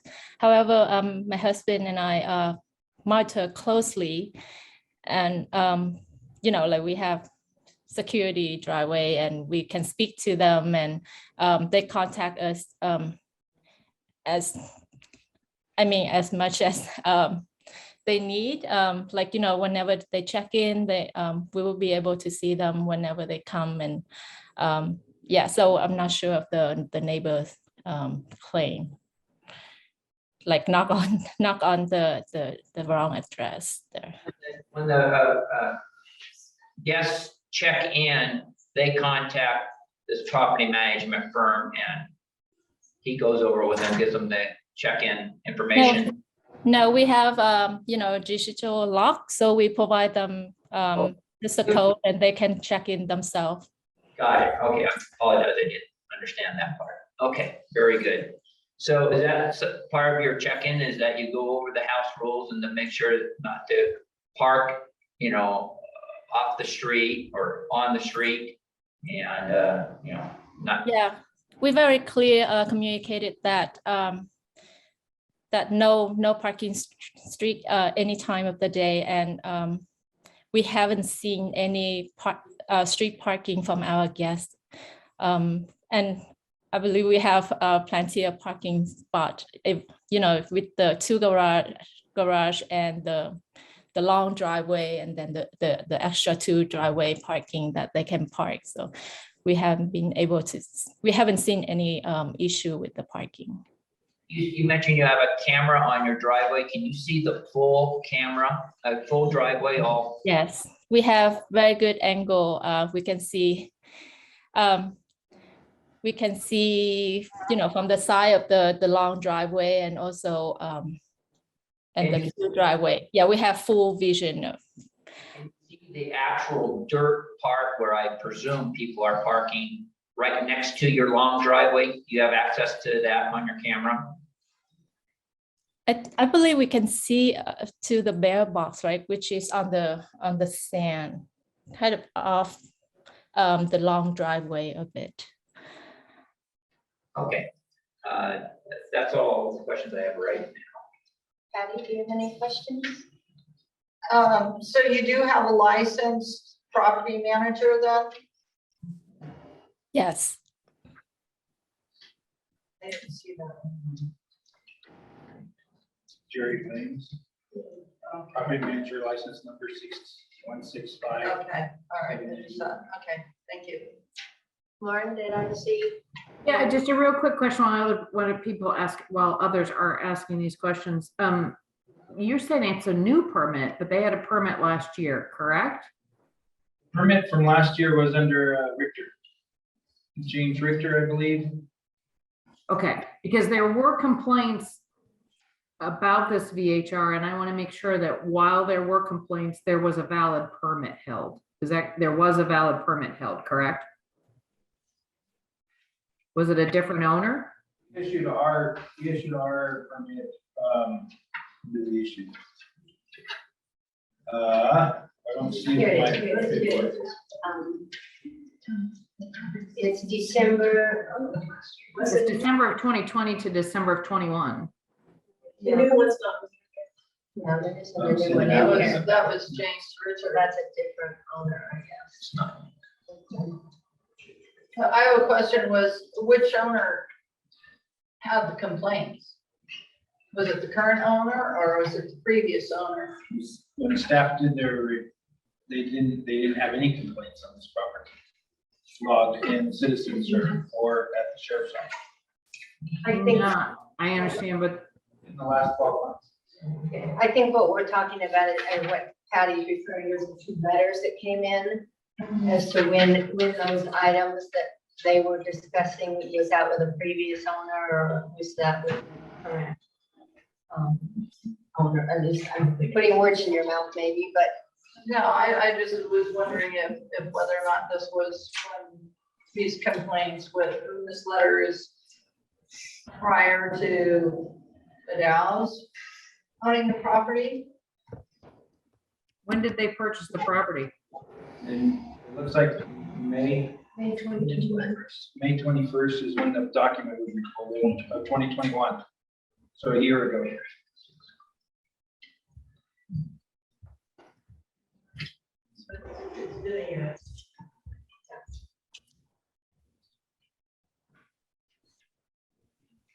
okay. So, okay, Maybe it'll get clear. Go ahead, Keith. I guess my question is, if they bought the property, because I think I'm asking this for a lot of different people. We have some complaints here. We're uncertain of when they were, but we also had a change of ownership. And so the other permit expired in December, but that permit in actuality expired when they sold the property, I assume. And so was this house rented in between the day they bought the property and the time they received a permit in December of 2021? 2021. And I guess that'd be a question for the owner. Well, the permit was issued on the day that we bought the property. So it was May 21. 21 is for last year, starting from the day we That's just not possible because I'm not- permit transfer. Sorry, So,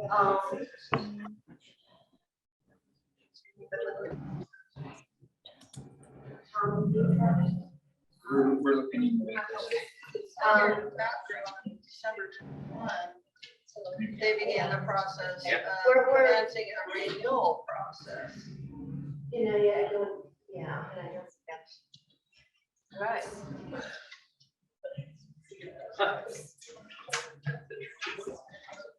Okay. I have a question. Miss, okay, let me just go. Can I ask you this? When you purchased the property, did you begin renting it immediately? yes, Okay. Well, we're kind of looking into some of the paperwork here, and so we're, maybe we need to take a break.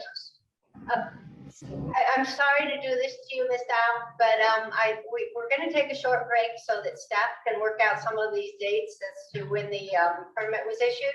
So we're gonna take 10 minutes and come back. We'll come back in 10 minutes. 2:45. all right, thank you. Thank you, Madam Chair. Okay, I'm gonna call the meeting back to order. We have all the members present. Ms. Dow, are you still with us online? Yes, I am.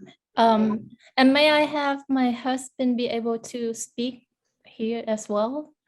I wonder, we would like to postpone this item till next month so that the staff can get some more information. There seems to be a little confusion on the permitting and whatnot.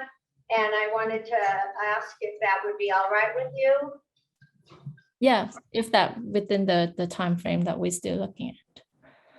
Because, I mean, if we were to go through with it today, we really don't have enough information to make a decision, and we would be required to, we would have no choice but to deny the permit. So I would like you, for your permission, for us to put this on the agenda for next month, which would be June, second here, June 20, oops, it's July. 22nd. June 22nd, and are we gonna be back up here? So is that agreeable to you? Yes. Okay, thank you. Then I, well, don't. Yes. Oh, too late. Lauren? Yeah, and I know we're doing this stuff. I was just wondering if there were audience members with comments, and I know, everybody's time is precious. I wasn't sure what we do there. We're gonna take some public comment. With the motion first. Oh, you do the motion. So now I'm going to open this up for public comment on this item.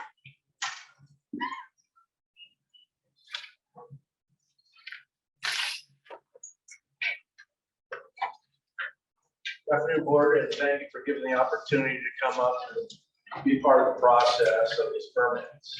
I did write an email.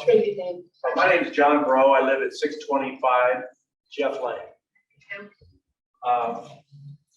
We're right across the street from the permit requested property.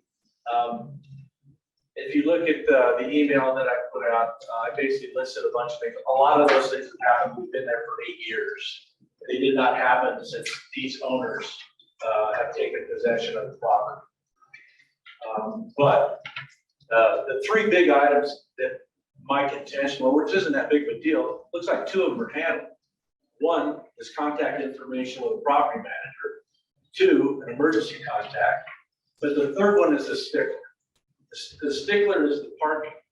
And while the owners intend that they can see all the parking there, Maybe they can, but oftentimes, especially in the winter, that street has 20 feet wide of pavement. If you look in the fire code specifically states that ingress and egress for emergency vehicles must have 20 feet in the clear, unobstructed to the sky at all times. That's the code. So that being said, if you look at the areas above and below the, I'll call them plank driveways, because this house is set on the side of the hill. There's, in one area, say 7 feet of dirt. The average width of a car is 7 feet. If you park right on the edge, you're this far from falling down off the 300, 400 foot cliff to going down to Kingsburg. So nobody parks that close. So everybody that does in fact park there has to borrow asphalt. Well, in the winter time, when the snow comes and the snowplow comes in, that 20-foot street at best narrows down 2 feet on each side, which now you're down to 16. And when renters come in and park, they'll park, they're not gonna go into the snow and they need to have the passenger door open. So there's often times where we have 10 or 12 feet, period, to get by. And we've had it at times where we have had to actually stop and go bang on the door to get people to move their cars. That is the biggest contention we have. In general, my wife and I are in support of vacation rentals. We think that the benefits outweigh the negative, and there is some inconveniences that go along with it. But if these minor things can be handled, we'd be in support of what the permit is. Madam Chair, may I ask a question? You may go right ahead. Thank you, Bridget. Right. Thank you for coming up today. Recently, then, in the past 5 months, have you seen cars parked in the dirt area, not on the plank driveways? Have you seen? Yes. Okay. Thank you very much. In fact, there was a truck parked out there today. I wonder if the owner knows what color it was. Anything else? Yep. We're good. Any other public comment, Ellie?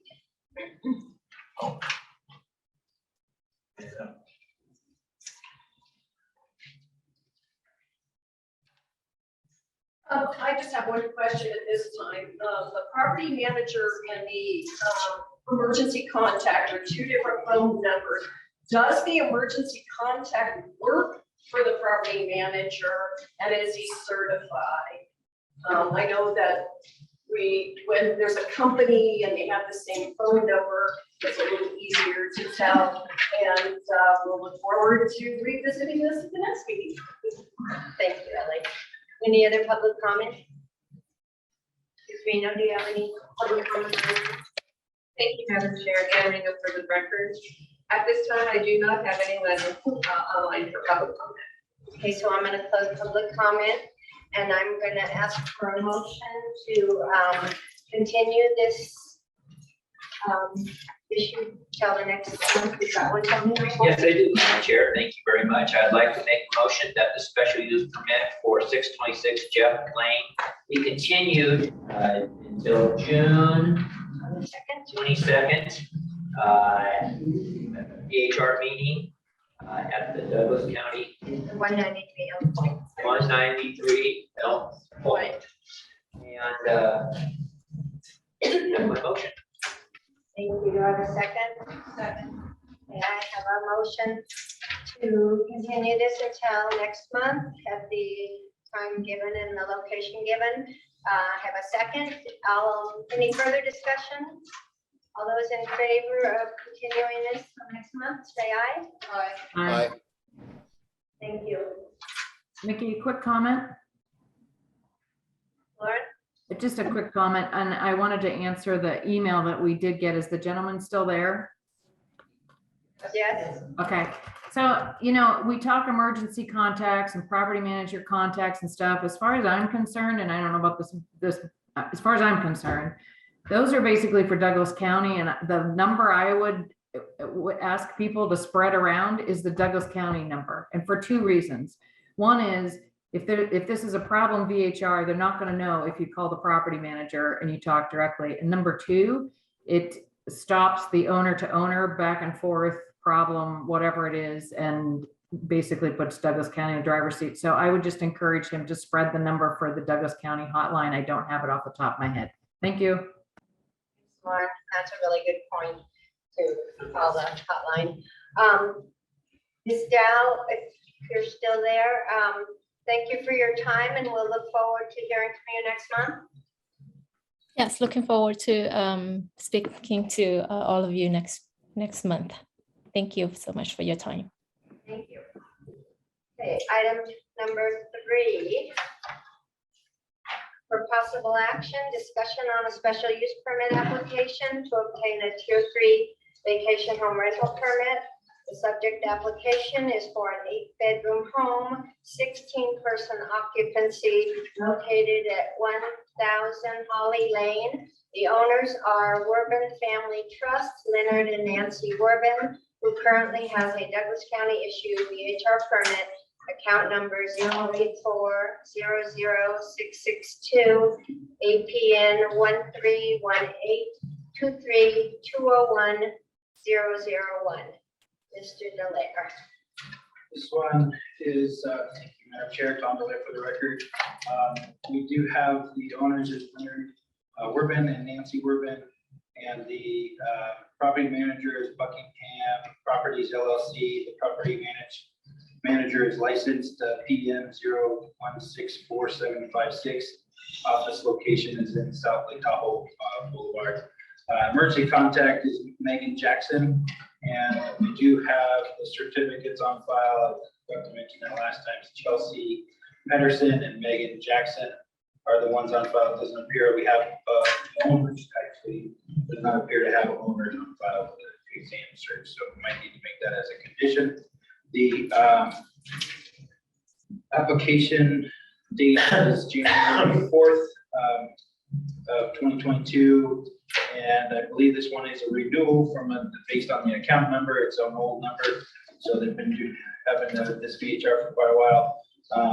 Previous occupancy was 16. What they're asking for today is 16. They have a total of 6 parking stalls, 4 in the garage, 2 in the driveway, and they do utilize South Tahoe Refuge for their trash. They do have a mailbox. This house is located about 58.8 feet from 129 Holly Lane. That's to the south and east of this particular unit, and 64.5 feet from 121 Holly Lane, and then 84 feet from a home located on adjacent street, which is 219 Clubhouse Road. You can see in the area. Those are actual units, like townhome type style properties. It looks like it's actually all the townhomes surrounding them. If you look at page 117. We also included in this particular one, showing all the VHRs in the neighborhood. And so if you have any questions on that, we can answer those. That's what we have. If you have anyone available for any questions. Thank you, Mr. Delaire. Questions for Mr. Delaire or questions for Chris with a fire inspection? Keith?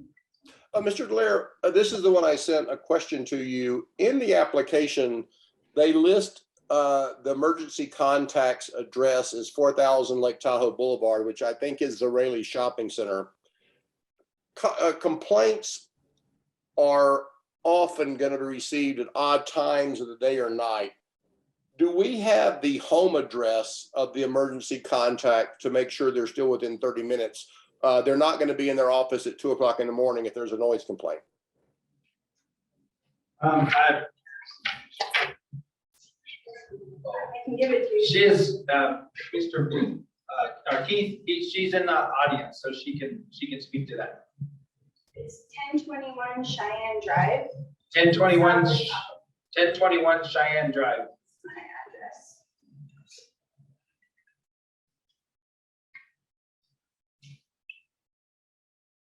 That's right. That's in South Lake Tahoe or South State Line, or what city?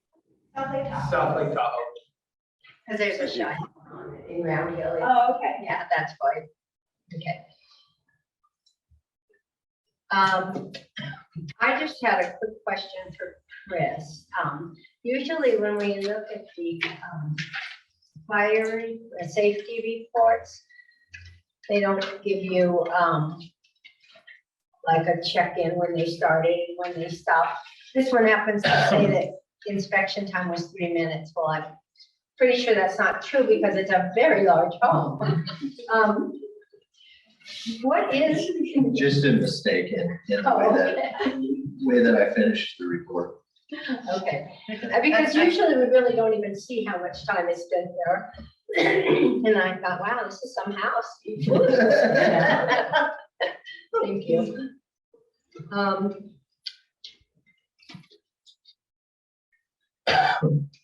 Questions for staff, or I can call a property manager? Go ahead. This might be for Tom, or it might be for our applicant that comes, is this home actually part of the HOA that is there, or is it an independent lot?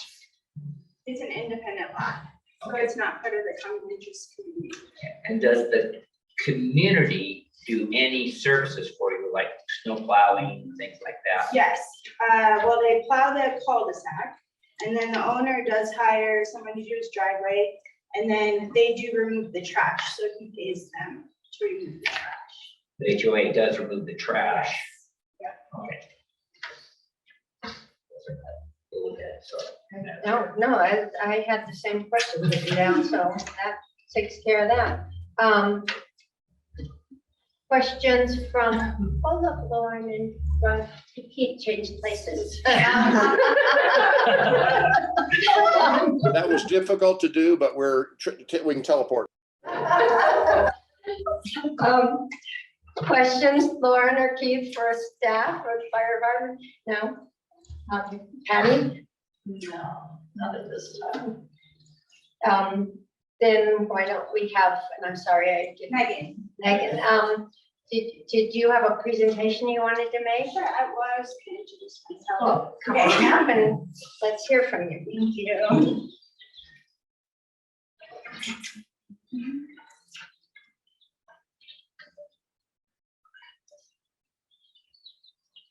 Hey, everybody, thank you for your time and consideration. I am Megan Jackson, and I work with Opulent Vacations and Buckingham Properties.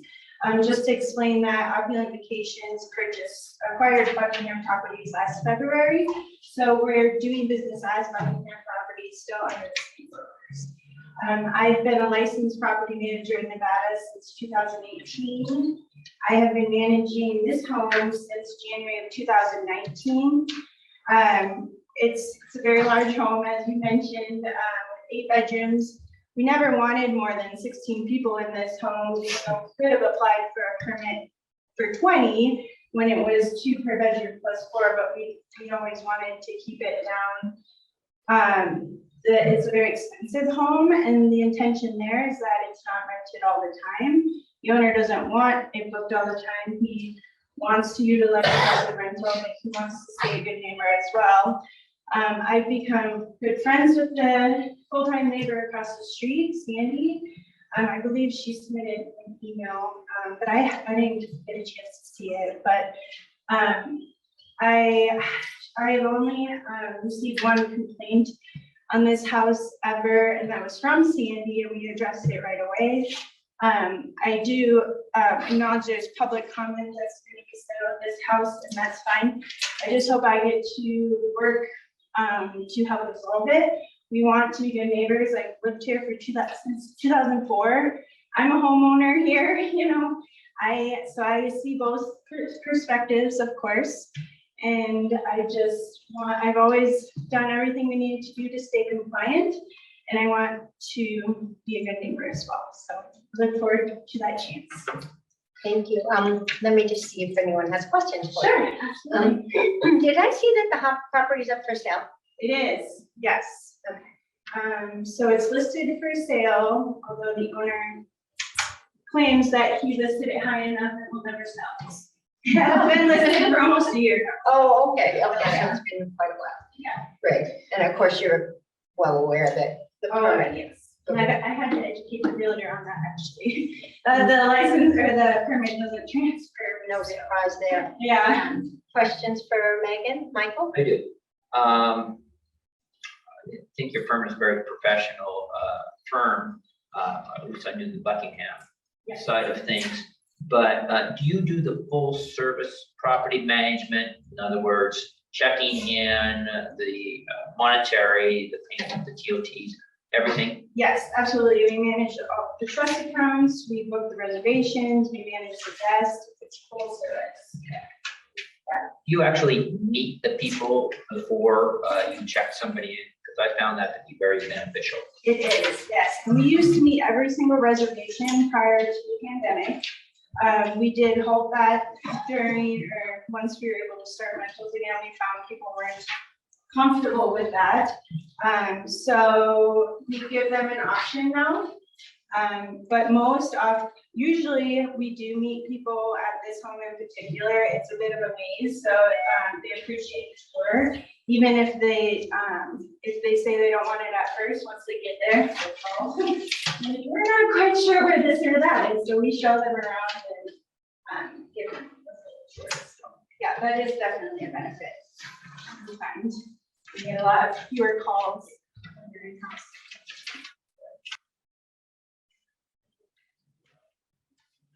Can I continue one more? You can. I did notice, drove by it twice actually, once on bicycle.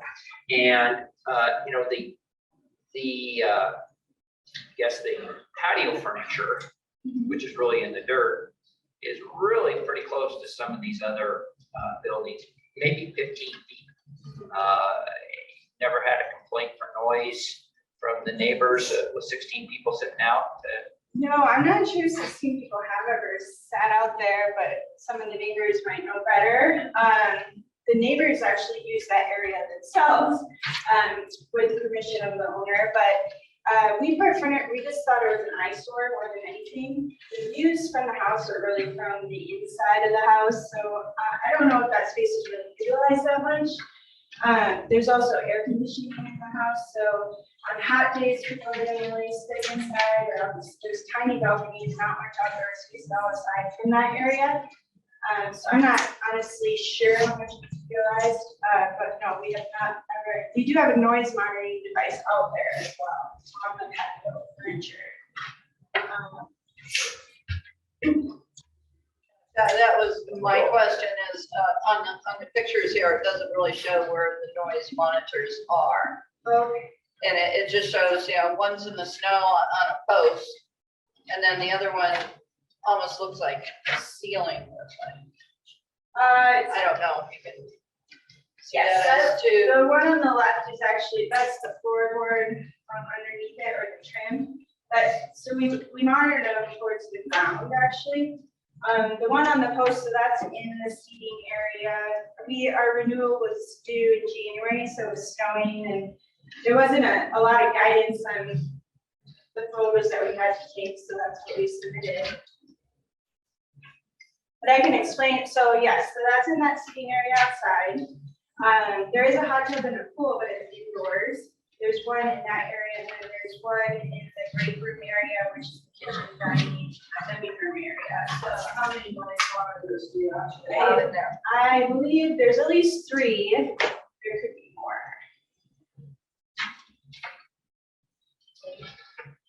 Any other questions? Keith or Lauren? So, I'm also concerned about the density of this area around this house. And you mentioned that the neighbor directly across the street was a friend. They'd only had one complaint.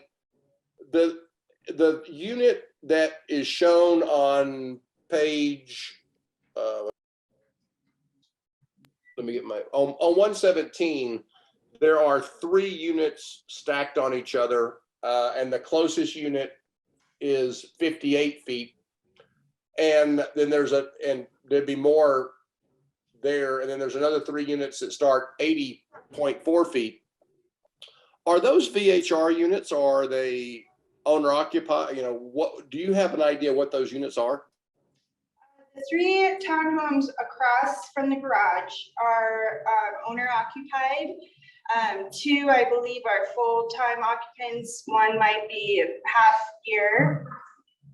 I'm shaking her head, so I might not know exactly, but I know Sandy, we were looking at the units on the right. She's year-round. She's the one I was referring to, and the one on the far left, that was just sold in the last year. And I think an older gentleman lives there full year-round as well. Just to, state, and that's why I was so clear on the first agenda item 1. I do think we need to be somewhat careful that, if these are VHRs and you're not getting complaints, because they're also VHRs, and VHRs are unlikely, less likely to complain about noise than someone who lives here year round.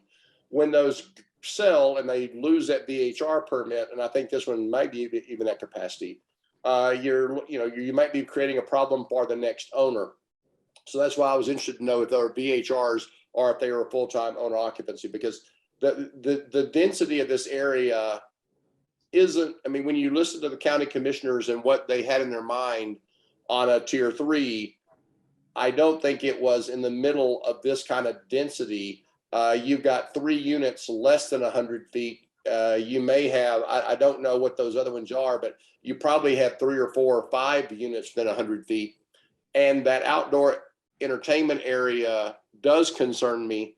What the counter to that is some of the evidence we just saw with the noise monitoring from one of the other applicants. I can't remember if that was item 1 or 2, but I think if we don't have issues, this may be somewhere I would actually want to see what the noise monitoring data shows and potentially approve for a year with a reconfirmation next year after we have our noise monitors up and running and we know what data we can get from them. I would like to see, is there not noise, or is there noise and there just aren't complaints? Because those are 2 different things.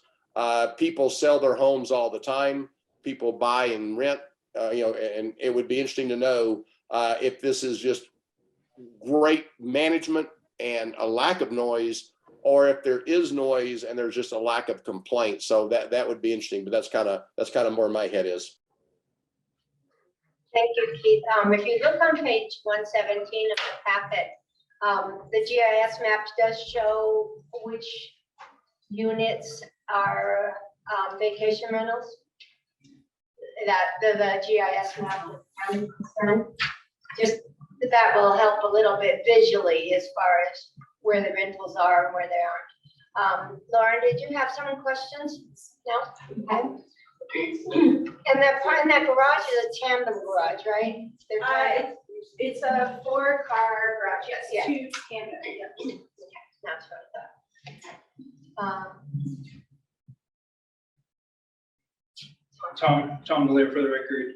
Keith, there's, when you're looking at that map on 117, there is 2 VHR units. It's on the property due south of that site, and they're the lowest ones on the bottom of the page that got cut off. That actually one of the units got cut off. Those 2 are the only VHRs that are close to this house. Thank you. Okay, if there aren't any more questions, yes. Yeah, I have a lot of questions today. Oh, go don't I? ahead. No, it's okay. Do you manage other properties in that village there? In Lake Village? Yes. Yes, but there are actually, we have 3 others that are 29 days or longer. They are on the wait list. Okay, so no shortage. No shortage. Okay. And a question for Tom, is there any other, my eyes are going bad with the color key here. Is there any more that color? Is there any other tier 3s in that whole Lake Village? I don't think so. Okay. I don't think so. I think all these are little condos. This is kind of unique. Right. Okay. Yeah, Just very was asking, unique. just was asking if there was. Okay, thank you. Okay. If there's no more questions for the applicant, we'll take some public comment. So, sit down. Thank you. Public comment, come on up, state your name and fire away. Chairperson, chairwoman. Gotta be. I go by a lot of names. It doesn't always start with chair. Well, there you go.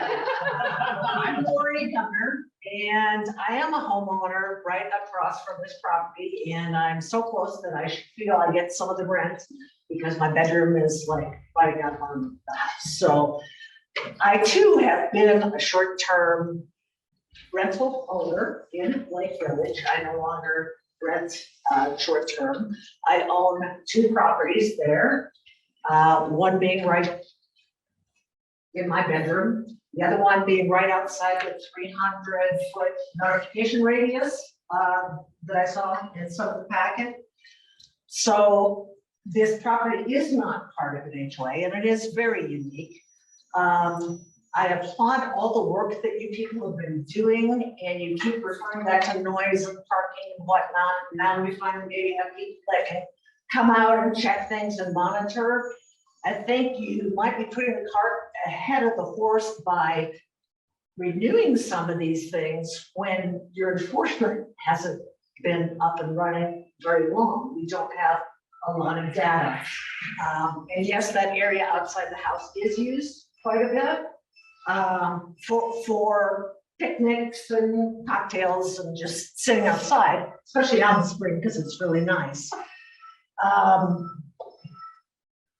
Some of the concerns I have, did I hear in the beginning that a tier 3 is approved forever and ever? Did somebody say that? It renews annually, but it doesn't come to this board if we approve it as a tier 3. Okay, so things always change in life. I bought the property after that house was there. Going back and looking historically, what was approved to be built for that house is not what is built for that house. In Locke's view, no problem of the current owner or the management company, but sometimes the rules aren't followed. I know this same owner owns another single family lot that he plans on building next to 1000 Home. I believe it's 1010 Holly. When Mr. Warren bought this property, he told the neighbors that this was going to be a single family home, which it was for a couple of years or so, which it is not now. Many assurances were made that this would never be a rental property. Things do change. So if he builds 1010 and says, hey, this is going to be another single family home, and here we have another tier 3 property in this little Lake Village townhome facility. In addition to that, he also owns 2 lots. He owns 6 lots in Lake Village that he plans on building 2 more homes. They plans on building 2 more homes there. So parking will be an issue. Parking has been an issue. They don't park in the garage. They park in the dirt. There's cigarette butts that there is a put out ashtray thing there. They're not using it. So yes, parking's a concern. Other homeowners that are not here but live nearby us all have said, including Sandy, who submitted the email, that parking is a concern and could become more of a concern with the additional buildings that are going in there that Mr. Wogan is also the developer on, I guess, maybe for a lack of a better term. That noise you heard was your 3 minutes. So, well, gee, okay. But I didn't want to disrupt you while you were in the middle. Okay. So I will take the next couple times. That's interesting because I thought other people had a little bit more than 3 minutes. That's okay, because there's other people here to represent Lake Village. We let people here. No, I just wanted to say, we let the applicants have whatever time they need. And then public comment is That's great. typically held in 3 minutes. I know there are other people as well, so thank you. And there is closing public comment also. So there's always another option before we. No, that's great. That's great. I'm good. I'm not usually this infirm. This is a hip replacement, so bear with me. And I just have a few things to say. I too live in that building directly. Carla Robbins. I live in that building directly across the street. And when we say street, it's not even really a street. It's a little asphalt strip. There's no curbs. There's no lane markings or anything like that. They have a 4-car garage and a driveway that would park to, but apparently the renters are not instructed to do that because cars are all over the place. And we're in it's not even a cul-de-sac. You can't turn around in there. There's a cul-de-sac before you enter to go to that home, and only 1 car at a time can get through. And then once you get into that, it's a dead end into the forest. And one renter brought mini bikes on a trailer and had his kids running off through the forest, big fire hazard, gas motors. Another time, a couple of people decided to just park up on the dirt in the forest with their cars running. And that's a fire hazard as well, as we all know. So my concern mostly is parking, and I believe it was you that was a student enough to say that entertainment outdoor area is about 50 feet from that building that's beside that. And we have had police problems. We just didn't know the right people to do it. That's right. So, thank you. And am I supposed to sign something? Yes. I don't know what's up there, but. Me, I'm the thief. Okay. Oh. And Lori, I don't think you signed it. Please. It is an odd street. I mean, it is, where it just comes to an end. We do look at all these properties before we come here. We try to be fair. Okay, any more public comment?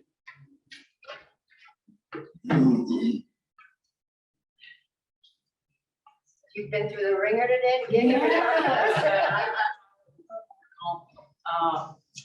Good afternoon. My name is Suzanne Michaels, MIKOLS, and I live off of Clubhouse Circle. And we live, we're in close proximity to 1000 Holly Lane. We always call that the Mansion. Well, first of all, I'd like to say that my husband and I, we are in favor of vacation short-term rentals within reason, as long as, you know, they follow all of the parameters that are set for them and whatnot. However, they're a level 2 and we've dealt with them since 2016. We have lived there since then. And I think that, you know, 10 people is enough, because I have heard, like last summer, there was noise and people stand on the balconies up there on the house and look down right onto my little deck, which is right below them. And they've been loud, but you know, I let it go for that particular time. We're there mostly full time and throughout the summer and certain winter months. And our building, 4 of our units out of the 5 are full-time occupants. So right there, right below, we're concerned about the noise in a tier 3. It's kind of, I don't understand why they have to go to more people, because right now it's, you know, somewhat manageable as, you know, neighbors with say 10 or less people. And so I kind of like, I wish it would stay within that range instead of why are we upping it, because we're back to enough, is there enough garbage pickup, and that's done through the HOA. Is there enough space for that more amount of people, the enforcement, who to call, the parking, definitely the traffic. I was told that they could have more than just the amount of people for the bedrooms during the daytime. So there could be, 20, 25 to 40 people there. And someone said, they would bus them in. And I'm like, I'm not gonna have, a mansion having, every weekend partying, with, 40 people being bussed in that area when we have no parking. And they, we definitely need that parking area, for, just the garage and the driveway, the 2 spots, isn't enough for additional people. So, wrapping that up, I'd rather see like only one person in the entity, per night, instead of having a maximum amount of, people for a tier 3.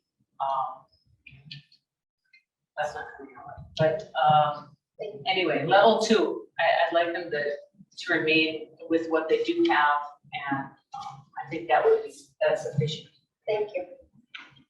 Is there any more public comment?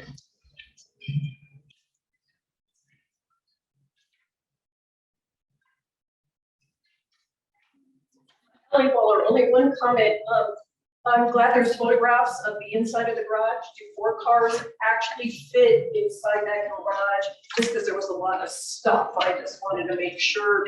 And again, it's a one-time shot. If owners put more things in the garage, it just needs to be dedicated for 4 car spots. May I do public comment? Do you want to respond? Yes. Okay. Briefly, because Yes, we do sure. have other items.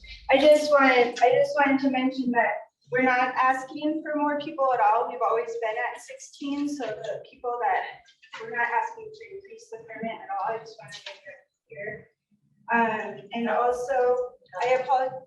Isn't that what a tier 3 is more people? No, not necessarily. It's just anything over 10 people. Well, that could be anywhere. I can explain that. Tier 2 was up to 10 occupants, and they don't come to this board. If you want more than 10 occupants, you have to come to this board for approval. And during the day, there are more visitors are allowed. In the case of the tier 3, it's up to 50.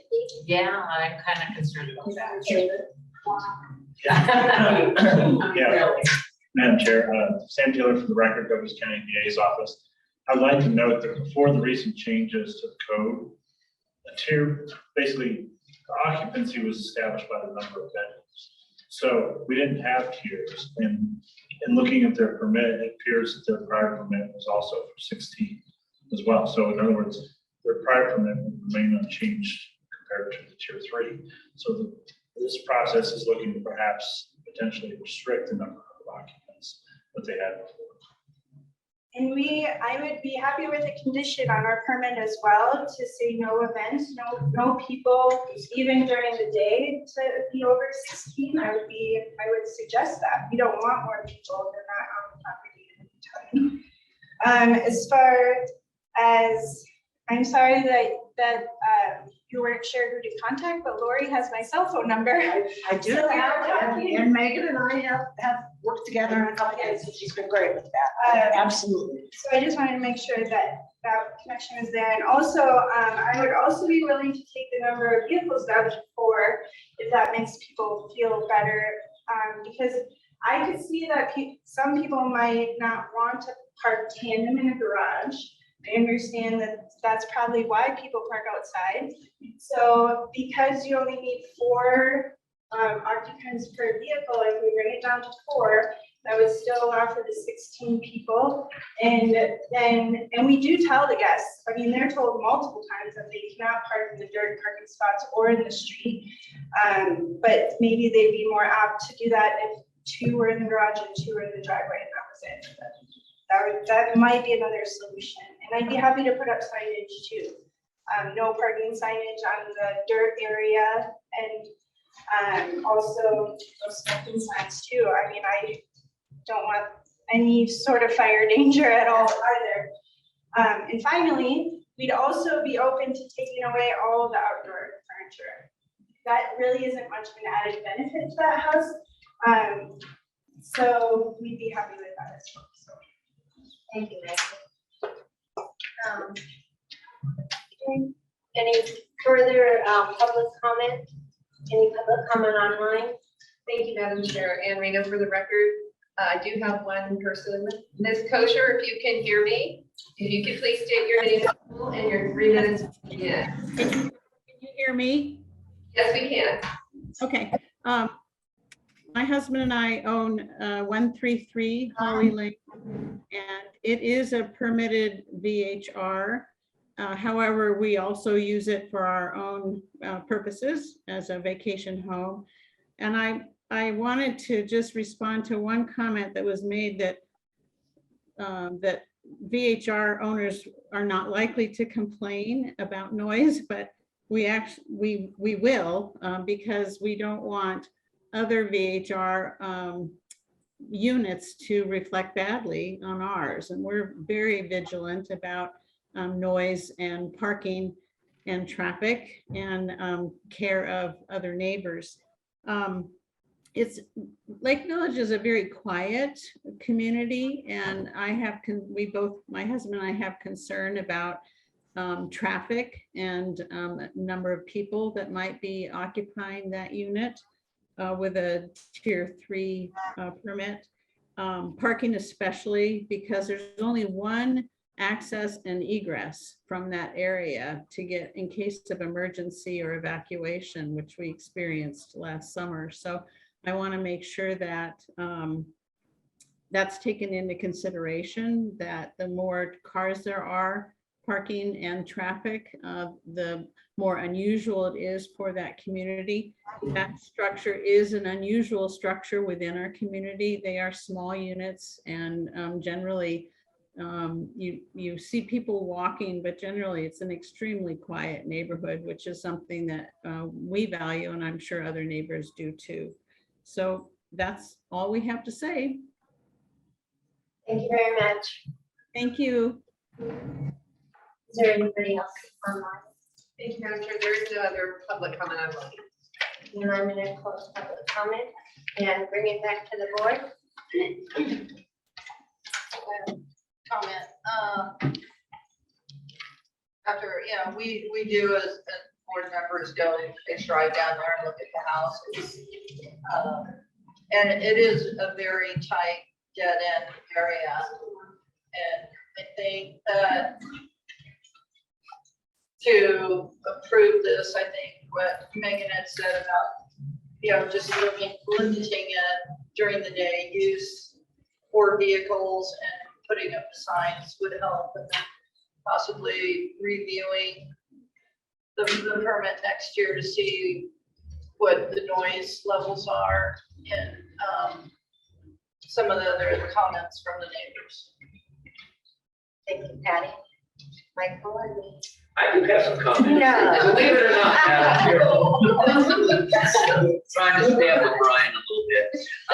Let's see here. I think it's an excellent home, pure tier 3 on the north and west side. I think excellent management, put a lot of great problem solving ideas. But for me personally, I'm sticking with what I have done the past 3 or 4 meetings, that the density, the closeness is just not what I envision a tier 3 should be, regardless of how well it's been run. And so I would be in favor of not approving this as a tier 3. Thank you, Michael. Lauren. Go ahead. My thoughts are very similar to Michael. When some things just feel like a tier 3 and other things don't. And I applaud some of the quality of managers that we've seen through this process, but you will never be able to manage what people do regardless of the rules. And as Michael said, you know, on two of the 4 sides, it looks like a tier 3. On the other 2, it looks exactly opposite from a tier 3. I would hate to try to sell one of those units and have my property, you know, when people are walking through and have a real estate agent saying, by the way, you know, that there's 16 people here some weekends. The traffic flows are not conducive to a tier 3, even if they, you know, people don't like to park in a garage. People don't like to block each other in. And this is through personal experience. When we're on vacation, we like to have everybody be able to get in their car and leave when they want to. And, you know, I understand why we allow that kind of parking, but I also understand the problems it causes, and people are more likely to park in the street. The parking issues to me just can't be overcome. And to me, the right answer to this is to have a tier 2 and not a tier 3. Thank you, Keith. Lauren, any comments? You know, it's funny how, you know, when we started this process, we were talking about how it is an imperative that we take a tour. And I have to admit, I'm at a disadvantage because of my situation here and being out of town, that I wasn't able to take a tour. So I guess this is really showing how valuable us all taking our time to go do those things really is. Because, you know, my perspective on this is from what I'm seeing here, it's you know, the tier 3, the management's there, they're willing to work with things and do things. And so in one way, I kind of have to defer to you guys seeing it on the ground. My other question was, seeing it on the ground, would it be one of those ones that you say, could you conditionally do it for a year and see what happens? I'm throwing it out there just because my perspective of being here is, I just don't have that same perspective that you guys have. Not to say that I disagree with it. It's just because I couldn't go see it. Madam Chair, I also think there's also the reverse available. I think we could lower it to a tier 3, and after more data of noise, I mean, it's just intuitive to me that if you're 56 feet from a neighbor and you have an outdoor space, and I understand they can remove that outdoor space, 56 feet is right there. And I also think that we could reject, and, you know, people, when we reject, rejections are not permanent. You know, acceptances are permanent. They have a life of their own. Rejections are not. So they could also come back next year with data, with the absence of, and by the way, hopefully these neighbors would show up and say, you know what, whatever they've done with parking, whatever they've done with signage, whatever they've done with screening applicants has worked. And we haven't seen these parking issues. That would also sway me. So there's another option to say a rejection, but, you know, please come see us next, you know, they are free to come next year with more data and more experience and having the neighbors get the sense that these things are under control. Because on the, you know, 16 occupancy is a different parking problem than 10. You're probably adding at least 1 car, maybe 2. So perhaps we would eliminate the problem, and, you know, we get into that. But to me, you know, that's, you know, they're always free to reapply. And again, at 56 feet, it's just so close. And again, the road is so narrow, and you know, I would hate to try to find this property at 2 o'clock in the morning when some VHR owners come in because it is a difficult place to find, and the roads are very, you know, odd. So that's also an option. Thank you, Keith. Yeah, I bet it's fun in the winter. Lauren, just so, you know, page 133 of the packet, if you really blow it up, you can really get a sense of how the road just ends. And I think that's what Michael and Keith and I, all of us are talking about, is that that's what we're uncomfortable with. Because that's what I'm uncomfortable with. And I'm uncomfortable with having neighbors that are in that short distance coming in and stating their concerns. So I'm kind of with Michael and Keith in that we should deny this and have it come back if they want to come back next year and try it. But, you know, I will leave this to someone to make a motion and we'll go from there. I'll make a Madam motion. Chair, I'll make a motion. I move that we deny the special use permit for the vacation home rental of the 8-bedroom, 16-person occupancy located at 1000 Holly Lane.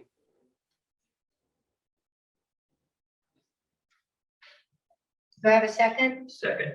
Okay, I have a motion by Keith Byer, a second to Michael Sloan to deny the application to the tier 3. Is there any further discussion? Seeing none, let's take a vote. Yeah. Wait, you. It is, I'm not sure what I want to do because but I also have worked with you guys enough that I have not seen what you see, and I know what you're seeing, and I'm hearing your concerns. So I'm sorry, I needed just a minute to think about what I was gonna do. So. Okay. Have it. Thanks. To offer a tour. I did, when I got the notice for this meeting, I did offer a tour to everybody and they said it wasn't appropriate at that time, but is there any way because all the gathering places for this home are on the back end of the home and down a level. And so it might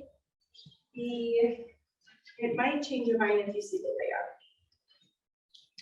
Any chance we could table it, I could give you a tour and we could bring it back next month. So change the parking? Change the Yes. traffic? Or Yeah, you bring it can't down to use- 4 cars. I don't, I mean, bringing it down to 4 cars, I don't even see how you could fill the home with 16 people with 4 cars. The parking continues to be an issue regardless of the layout of the home and, you know, the outdoor noise is almost usually our #1 priority. And this time it's kind of come down to #2 because the parking and I'm concerned about the egress and ingress, that word I mean, for winter time particularly, because I was very surprised at how narrow the parking drive area around to get to this part of Holly Lane, if it's full of cars. The current permit though does allow 6 cars. The tier 2 permit would still. Well, I have a motion and I have a second on the floor. And I think we need to take a vote. So unless someone has something more to add, all those in favor of denying? Aye. Was that an aye? Sorry, Susan, yeah, I'm in favor of denying. Aye. Yeah, sorry, I thought we were voting. Sorry, I got ahead. Okay. Well, we already have a second, Okay, that's so we can't do the friendly. I'll be, I I don't want You can ask the person who did the second, which is yourself, right? Oh, that's right. And then, but you also, excuse me, but you also have to ask the motion maker as well. Brian, Keith, may I make a friendly motion to reduce the parking to 4 cars? I would be, but yeah, that would be fine as well. But we're still denying the permit. Yeah. Okay. But Oh, can I do that? Does that make sense? if Okay, you deny it, you deny it. okay, I can't do it. I'm not in favor of that. Okay, I have a motion, I have a second to deny this permit. All those in favor of denial signify by saying aye. Aye. Opposed? Okay. 3-2. So the motion is denied, or the tier 3 is denied.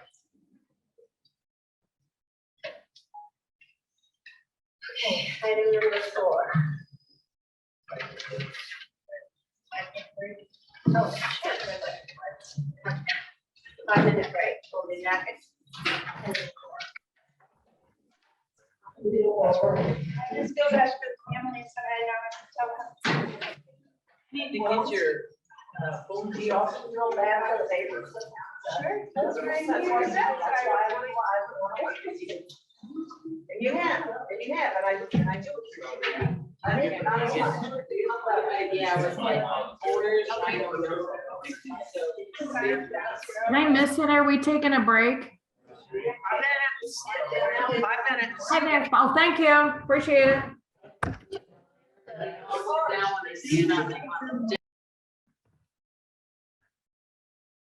Let's call ourselves back to order. Everybody's present and accounted for. Item number 4. For possible action, discussion on possible changes to chapter 20.622 of the Douglas County Code relative to vacation home rentals in the Lake Tahoe Township. And since it says my name, I guess I'll start this. Again, I do not intend to have a vote on this. I do intend to allow public comment. I want to say something about what's been suggested in the past couple of meetings about wanting to have open forums and workshops and that kind of thing. And this is my personal opinion. I've not discussed it with anybody on board or anybody here. I feel like we did a lot of workshops when we first built the ordinance, long before there was an advisory board, long before there was a task force. And the task force was born out of the public workshops and the discussions. And then from the task force came the advisory board. What I would like to see is the ordinance to work for a while, because it has been a moving target over the last 6 or 8 months. This board had our first meeting in October, and the ordinance changed 2 or 3 times since we've been here. So my personal objective would be to let the ordinance roll, let's see how things go. But for this group to make our recommendations on the record and turn some into the county commissioners before the year end, as our bylaws state we need to do. But I'm just one person, and it would be the 5 of us that need to make that decision as to whether there should be an open forum or workshop. So that said, I don't know if that's something the rest of you agree with, but as we take our turns, you can weigh in if you have something, because it said, I don't really think today is a voting day. Today is just some more decision making or some more suggestions being thrown out. So who would like to go? I mean, I have a long list, but who would like to come up with any suggestions to add to what we've talked about in the past? Madam Chair, is this the time where we would add our original suggestions that Tom has on the grid sheet for new ones, or what are you asking for? I'm thinking that we can do either or. If you want to drill down on one of these items, then we should drill down on one of them. If we want to throw out recommendations, we can add them to our spreadsheet. I'd kind of like to give you guys the flexibility of what you think is important. Lauren? So let's skip this process a second and talk about the next process. To me, the next process is going to be the one that really gets us moving. And if that next process, can you explain that to what I think I know of the next process, right? Did the email come out today with a working document for us to mark up and then discuss? What we're going to get is a word product of the ordinance where all of the board members can add some recommendations as suggestions only. That's all we are as an advisory board. And then we can work through the whole ordinance. But because we don't have that ready today for this meeting, I thought we could just discuss maybe some of the items that seem to take so much time to get through when we're looking at an applicant's permit. Yeah, I think you were asking for suggestions. If you weren't, I'll give you one anyhow, but that would be, is that I think that process is really going to move things forward, and that's what we need to do. And that if we have some real sticky points that something needs to be looked at to keep the process moving at the next meeting, then let's talk about that. But I would say, 3-hour meeting is pretty good, and then come to the next one ready to really sit down and hash through it. Then that's fine. I want to take public comment and hear what everybody has to say, but let me hear from the other board members. Keith? So I think I agree. I think that we ought to propose any changes in one, I don't even want to use the word large process, but what I don't want to do is every couple of months have a change to this ordinance. I just don't think that's beneficial. So I agree. I think some of these things will take some time to discuss. And I think some of these things are more nuanced than I, for example, understood. Adequate trash removal, when you start listening to the wisdom of some of the people in the council, it's not necessarily do you have a bear box. It is, do your cleaners use that bear box, or do they dump it in the closest receptacle, right? Those things are going to take a while to hash out. And so I think we ought to maybe in a future meeting think about 1 or 2 items specifically on that agenda so we can think about it. But I would save all of them for one group of changes to the ordinance, not separate them individually. So I agree with you. I think that, and by the way, it strikes me that everything we've heard through public comment has been about trash, parking, and noise, right? And so we have some things on here, and that noise, parking, and trash, I think we would benefit through somewhat, I don't want to say a delay, but as enforcement ramps up, as our enforcement people go from approving permits into enforcement, I think they're going to be able to provide some wise counsel. This, when I have a trash ordinance, this is what I'm seeing. It's too small a bear box, or it's in the garage, but bears are breaking in, or something else. And so I think the more data we have before we have those conversations, that data can influence any change to regulations. Because, parking is the issue because it's not necessarily against the county rules. Noise is. So I think a lot of these things are going to work their way out over time with enforcement. And then if we had that enforcement period, we can be more laser focused on any changes needed to the actual ordinance. So I'm in favor of also taking some time, having discussions, 1 or 2 per meeting, 2 at most, and then coming out, maybe in the fall with a list of proposed recommendations that we have some data behind and we have some thought and debate behind. Mr. Taylor. Yeah, Sam Taylor again for the record, Douglas County DA's office. I'd just like to point out that one thing that you mentioned, Keith, is a little sort of unclear, and that is whether or not Douglas County has a general noise ordinance. In examining Title 20, it's not abundantly clear that we do. It would be interesting, perhaps, for the VHR Advisory Board to actually be the entity that might actually suggest the creation of such and discuss how it should be implemented. I mean, that might actually translate over into the remainder of Douglas County's ordinances. So you have an opportunity to lead the way here. Thank you, Sam. Thank you very much for that, because I was unaware. I always thought that it was a 15-minute certain number of decibel rule. So that's great information, and it may be something that we want to propose.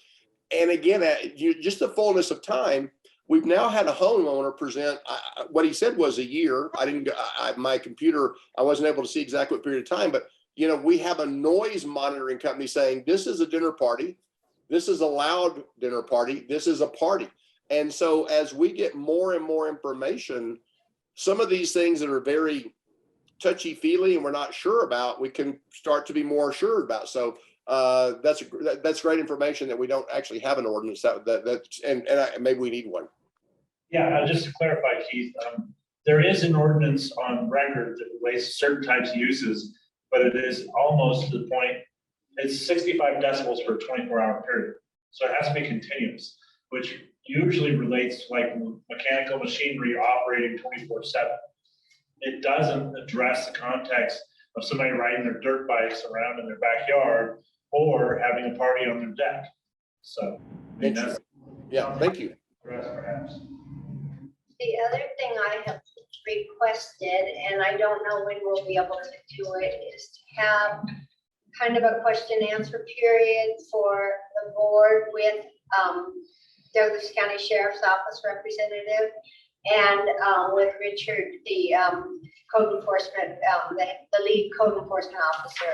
I've spoken with him about it, and I got a little clarity on a few questions that I had, and I just think that would be really helpful for us as a board and for the population to know what we can and can't do, because I think that's been a real contentious area for some of the folks that have come to our meetings, and we don't always know what the answer is. So are you suggesting that we just call it quits then today, other than having public comment? And I'm fine with that.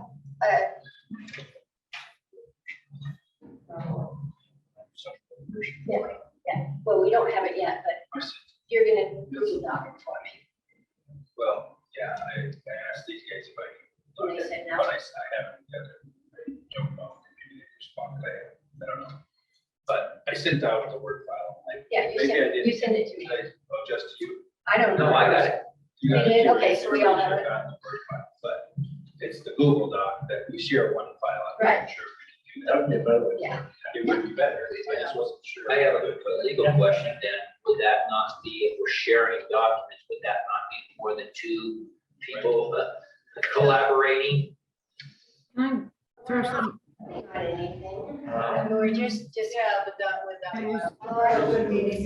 Just like, Lauren? so for Mr. Taylor, I understand, I mean, I'd have to say other boards that I'm on use it, but what you have to say is you do not put any opinion. Right. You have prospective changes, you put down a prospective change, but don't ever comment on that person's change. Don't ever put your personal opinion about it at all, because that personal opinion is what has to be discussed at the meeting. So I don't know if Mr. Taylor feels comfortable with that. Yeah, Sam Taylor again from record. It's a proposal, so yes, I agree with you, Lauren, 100%, as long as you're not opining on somebody else's proposed changes. If you insert your own proposed changes over the top of their proposed changes, it's in effect showing your own opinion as to their proposed changes, but that's what would happen during the course of a meeting anyway. So it isn't like you're voting on the issue, you're just merely proposing changes. And then when you get in the room, everybody decides whose changes are best. So I agree with you that that would probably be okay, as long as you don't put the comments in the margins, then that would probably work. I would say though, my preference would be to everybody bring their own changes, and then during the meeting, you try to harmonize those changes while you're discussing them. I think that's a more open process for the public to participate in, so that they can comment on each individual change on the fly, as opposed to more wordsmithing going on sort of behind the scenes, so to speak.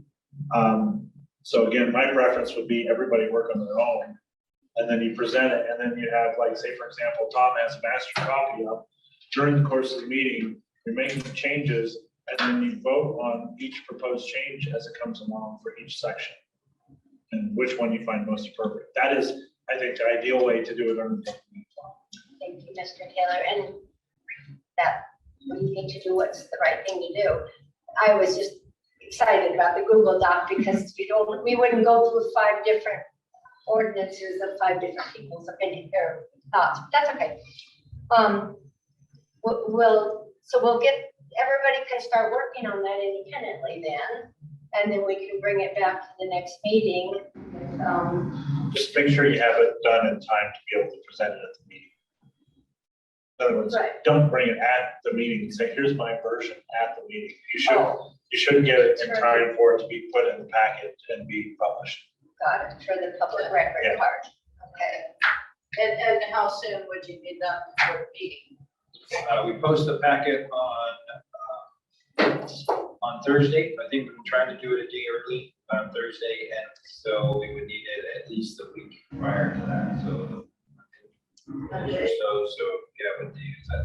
So that's like June June 23rd is the meeting. June 20th at the 22nd, so Thursday, so the 13th, by June 13th. But might it be more efficient for the board to have the question answers with the code enforcement and sheriff's office? And even possibly Chris or someone from the fire department, so that we know what we can and can't work, or what they do and don't do as far as. Yeah, we can put it on the agenda next month. Yeah. I'll find out from Mitchell and if he is willing to come up here, or maybe their officers don't start till the afternoon, so maybe they can just stop by and answer this question specifically, the ones that are actually in the field. Right. And we'll get that scheduled for next meeting. I just don't want us to put more work on you or, Well, waste anybody's time. The good news is the vacation home rental manager, program manager starts on Monday. So he will have time to do it. So is Lauren? Tuesday starts on. I can't imagine and I understand Mr. Taylor's point on this, and I tried, so it's okay. I just don't see putting 5 different Word documents with our thoughts, our kind of personal thoughts, without discussion with the rest of the board out to the public. I just think it's a work document, and that we should just, all 5 of us, bring our work documents, and then we discuss. And then from that point, what we discuss can probably be added. I just don't see putting raw comments and 5 different separate ordinances into, I'm a little uncomfortable about it, actually. It's kind of raw. Kind of like a Supreme Court decision in draft form. Yeah, the thing about it is, you can do it that way. Maybe you can bring your own comments, and then during the course of the meeting, you present those comments. You can absolutely do it that way. So you don't have to present it to the public. I was just thinking, maybe that's what you wanted to do. I didn't realize it was an issue. Yeah. So, is there a middle ground here where we could all present our own comments, but to avoid sharing information with each other, could we present that to the county? The county could look at the thought behind it, and because it's a personal document, now we can put, this is why I'm saying these words specifically. And then could the county look at all of the 5 drafts and make a proposal of what the draft would be? And then we all have our own notes to say, well, I don't like that because of this, or yeah, I like the way that works. But so could we maybe have a middle ground, instead of coming to a meeting with nothing on a piece of paper and trying to do all this verbally, which is very, very, very difficult? Could each one of us do it, submit it to the county homogenizes, synthesizes all those comments into a recommended change that we could then debate based on our own preference and that. So maybe that's a middle ground? If I may. Yes. Quite frankly, that's the way, the sausage is normally made in the ordinance process, is that the county would present proposed code changes, which are based upon comments provided from commissioners. They present it to the commissioners, and then the commissioners would look at it, and then they would wordsmith it from there. In other words, you can have the finer details of the changes at the meeting, but you're looking at one document only, and it's presented for everybody to see the possible changes. If I can, I just think that there's so much discussion, and the 5 of us don't even know what comments we're making, that to ask Tom to take 5 raw comments that we haven't discussed at all and that type of thing, and then come up with something which we may, after discussion, not even go in that direction. I think we're going to have to go through the tough part of bringing our comments forward, having a discussion about it. And I really think there's only probably maybe 25 places where we have to tighten up, change the wording a little bit. And I don't think it's going to be as bad as we think it might be. I'm going to stay hopeful. And I kind of agree in that when we're making decisions as a group on a permit, somebody makes a comment where we have the aha moment and we are able to, make a decision one way or the other. So in that respect, I do like that we can discuss it as a group before we have to have it wordsmithed by staff. But yeah, because I could be all wet with a comment that I have, and then Tom would spend the time putting something together and everybody would go, what was she thinking? Not that that would happen. okay. So Tom Delaire for the record, there's 16 code sections identified, Lauren, so yeah, on the spreadsheet. I didn't hear, last time we took off insurance altogether because we addressed those issues, I think in the last round. I don't know if you have any other concerns over what was put in the newest code, that ordinance 2022-1599. That is what's in the packet today. I gave you guys a digital version of that. I apologize for not getting it out earlier, but you have a digital version of that. You can cut and paste like Tom has it. He sent me a Word file with a bunch of comments in it. I can throw that up on the screen next time. We can do that kind of PowerPoint. Also, I was hoping just to identify the issues that you guys have, the associated sections of code that I would reference, which is why I prepared the spreadsheet. And then we just focus on those 16. Each section at a time. And they're all come together. So like noise comes up when you search noise in the code. All of those items are in that section. I can create a new one of these. I'm sorry I didn't do it beforehand, but from the last meeting, we had another long conversation about a number of these items. I wanted to add those comments to the comments section, but I think we covered a lot of the same stuff in the 2 meetings prior. So I think we're to the point where we need to have the code in front of us. You guys look at it and how we're going to wordsmith it. We've got ideas where we can propose something, and then we can work through each of those items as they go. I think it really is beneficial to look at all the sections. So 030 and all the things that deal with noise, and 040, all the things that deal with noise, and 050 and all the sections that deal with noise. And we have them together so that you can look and see, maybe some of them are repetitive and we can get rid of it. Simplifying the code, but it's still something that I think we can look at, as a group and discuss, and then come up with the actual verbiage on what we'd like to propose. Sorry. And if I can, what I see is this ordinance got changed, and there were a lot of things that kind of got mished around, and maybe you guys see that all the time. I was just kind of surprised of a lot of the changes that happened until it became ordinance. What I see is we need to clean up those areas and tighten up those areas. One of the examples is the 50 people. I have absolutely no idea where that came from. I have absolutely no idea why that's a thing. Why would you let 50 people? And so I see tightening that up and trying to do that. And then I don't know what a time frame is. I would think sometimes in September to have this recommendation towards the Board of County Commissioners, so that they can get this changed, adopted, and finally put to bed this first kind of version. And then from there, we, hopefully things will run smoothly and there won't be large changes to have. I don't know. My thoughts. Okay. Michael. Sorry, one last thing. So I think, Madam Chair, that I think we should call out, say, 3 items here that we want to focus in on. Since this is our first wordsmithing, getting together, doing these things, I don't think we should all just try and jump into 16 of them.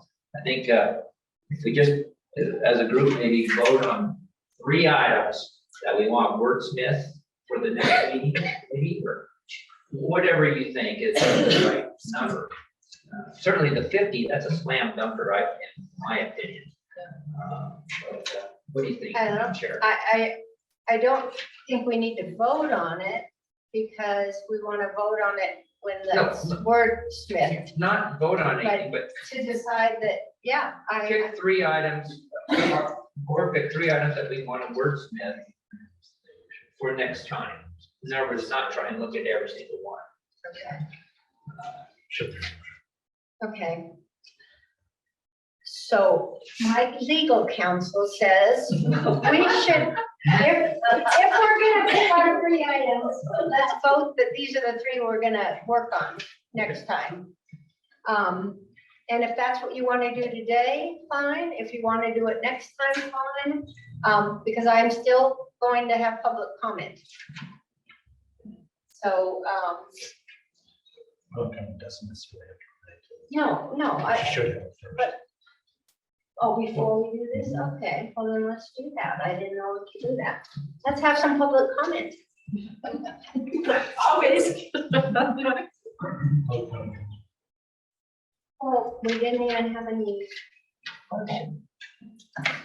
Hi, Kelly Waller for the record. I appreciate all the effort that goes into this. I read the 5,000-page regional plan update. I picked things in there that were important to me. It took them, as it started in 2007, we got approved in 2012. After 10 years, there's going to be a bunch of changes, but you are 100% correct.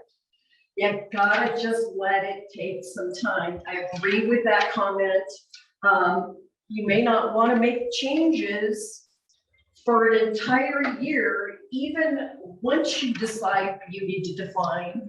I understand why we don't need any more workshops. You just got to get on with it. I'm sorry I wasn't part of the process in the beginning. I didn't live here.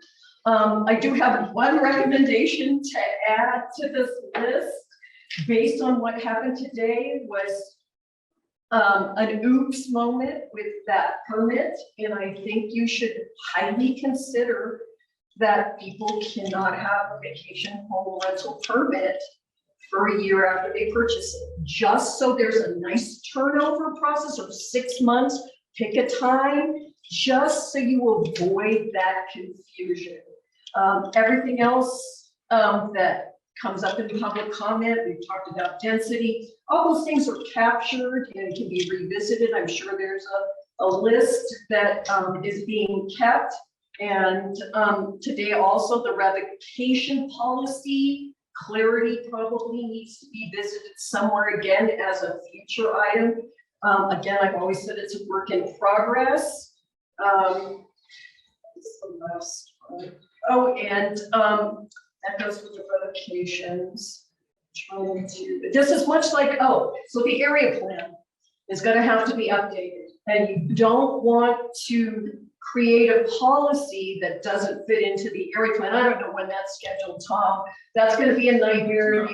Okay, so good. You don't have an issue right away with that. So then the survey itself really should be part of that area plan process, because you guys could go through this big orchestrated opportunity, and then the area plan really is going to redefine that. I went through a 5-year area plan process in Placer County, so I'm used to these big, massive things. Tom and the team did a yeoman's job with the master plan. It took how long for you guys to get to your iterations there? So those are the kinds of things that need to be taken into consideration. Looking forward, what other things get affected, and should this, I mean, recommendations need to go forward, but where are they best put? Just like DA Taylor said about changing Title 20, that's going to be a whole nother thing, and how that's going to be handled by the county. Thank you. Public comment? No more public comment in the room? Any public comment? Thank you. I'm sure there is no public comment online this time. Public comment. we'll get back to, making a few recommendations for, further consideration. I believe that you said that you wanted to do a 50-person. That would be one of my top votes to, I think it's an easy one to work on. Okay. But I'm open, you know, I'm open to whatever the other members want to do. Yeah, I would agree with that, and also the density restrictions. Different than what they are now. That's a tough, yeah. That's jumping, okay. Take it easy. Okay, we'll do the 50-person, yes. I have a suggestion for an easy one for you. 100-foot rule actually being in the code. For the tier 3s, for the spacing. Was this one? Well, it's a No. density. That's That's, density. that's Keith's rule of 100 feet. Yeah. Yeah, Keith's your. That's not my. yeah. So, It's not even close to these. I thought, okay. I don't even know if It's not my easy. idea is, because I think we're going to implement it, but I don't know, I think it might be a small code change, is that I want to see an inspection by the fire department and of this county staff, because we are spending way too much time talking about whether something's legal or illegal. And I do believe it's a code, you could add it to the code.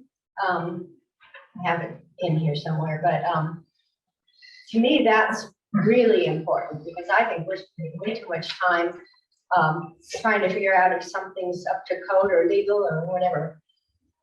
But what about the rest of you? Nobody's talking to me. Well,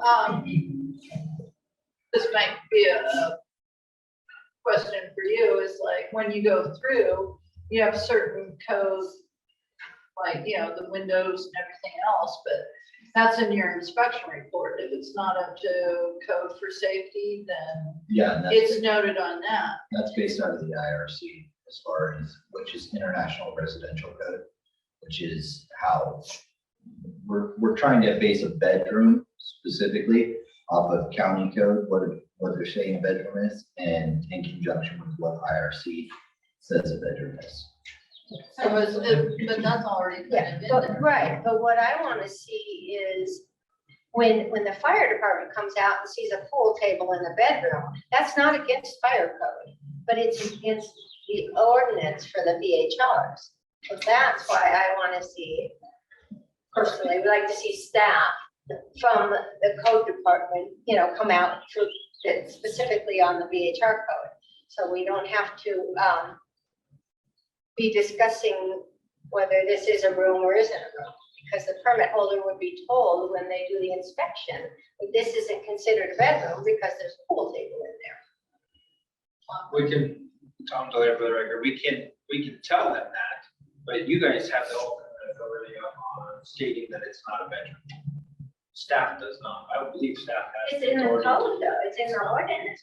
It's you guys making the judgment is what's in the ordinance. It's not staff making the judgment call, it's you guys making the judgment. But if it's in tier 2, then staff makes the judgment call, but the ordinance still says if there's a pool table in a bedroom, it's not a bedroom. So I'm sorry, Madam Chair, if I may. Yes. Sam Taylor for the record. So you're suggesting adding specific language saying if there's a pool table present, it doesn't constitute a bedroom? Well, it says it in the code. Lauren, am I crazy? You're not crazy. So the code says that a bedroom is, the primary purpose of a bedroom must be a bedroom, but that was the intent. So somewhere in here, the wording didn't get to be what it was supposed to be. And that is, and so we just need to find, now that we've gone through this process, the right wording to express what the wording is in the ordinance right now, which says that a bedroom has to have the primary purpose of a bedroom and only a bedroom. But you should also clarify the characteristics of a bedroom that this board feels expresses the characteristics of a bedroom. So in other words, the characteristic of a bedroom does not include, for example, a pool table. It does not include sauna sitting in the corner. It doesn't include, you know, bunk beds stacked up around the edge and a big giant screen TV. You know, but I mean, again, what Lauren's trying to say, what you might want to think about doing is describing how something isn't a bedroom, and then describing how something is a bedroom, and describe those characteristics and come up with those characteristics. So if I may, and maybe I just, to me, guys, I think we've got help. I'm sorry, Mickey, I jumped in. Is that okay? Go ahead. Okay, I'm just feeling under the gun because it's June, July, August. I think in 3 months, in 3 meetings, we need to have an ordinance with draft language. I really think that's what we've got to do. I'm not sure I understand what Michael's trying to do with 3 things. I think we can't get distracted with 3 things anymore. I think we need to all 5 of us go through the code, make our notes, come back at the next meeting, start working through the process. And I don't think we're going to find that there's that many things that need to be changed. But what I'm trying to do is get an orderly process in place so that we can work through that issue, get this thing done and move forward. So my thoughts.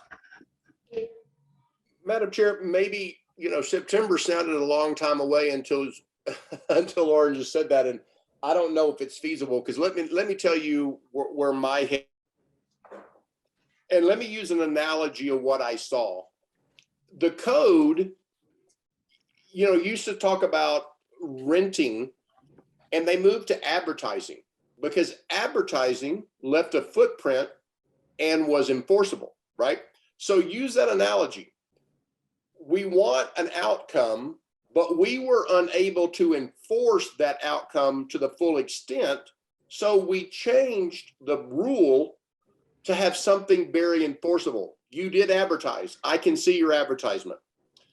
And so the problem with September is I think it's possible in a couple of meetings to run through these lists. I don't think we're that far away on any of them.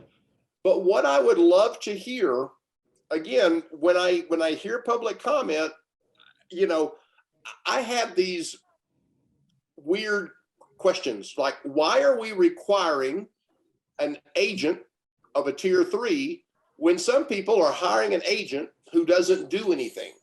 So we might need to change the things as an agent will provide, do they have to take reservations?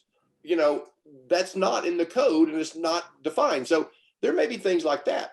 But what I want to be able to have the luxury of time to do is on trash, noise, and parking, have a conversation with enforcement saying, I know there are parking violations that are not resulting in citations because of this. Is there, similar to the analogy of you can't advertise, not just you can't rent, is there something with parking we can do to create an enforceable rule of something that was very unenforceable before?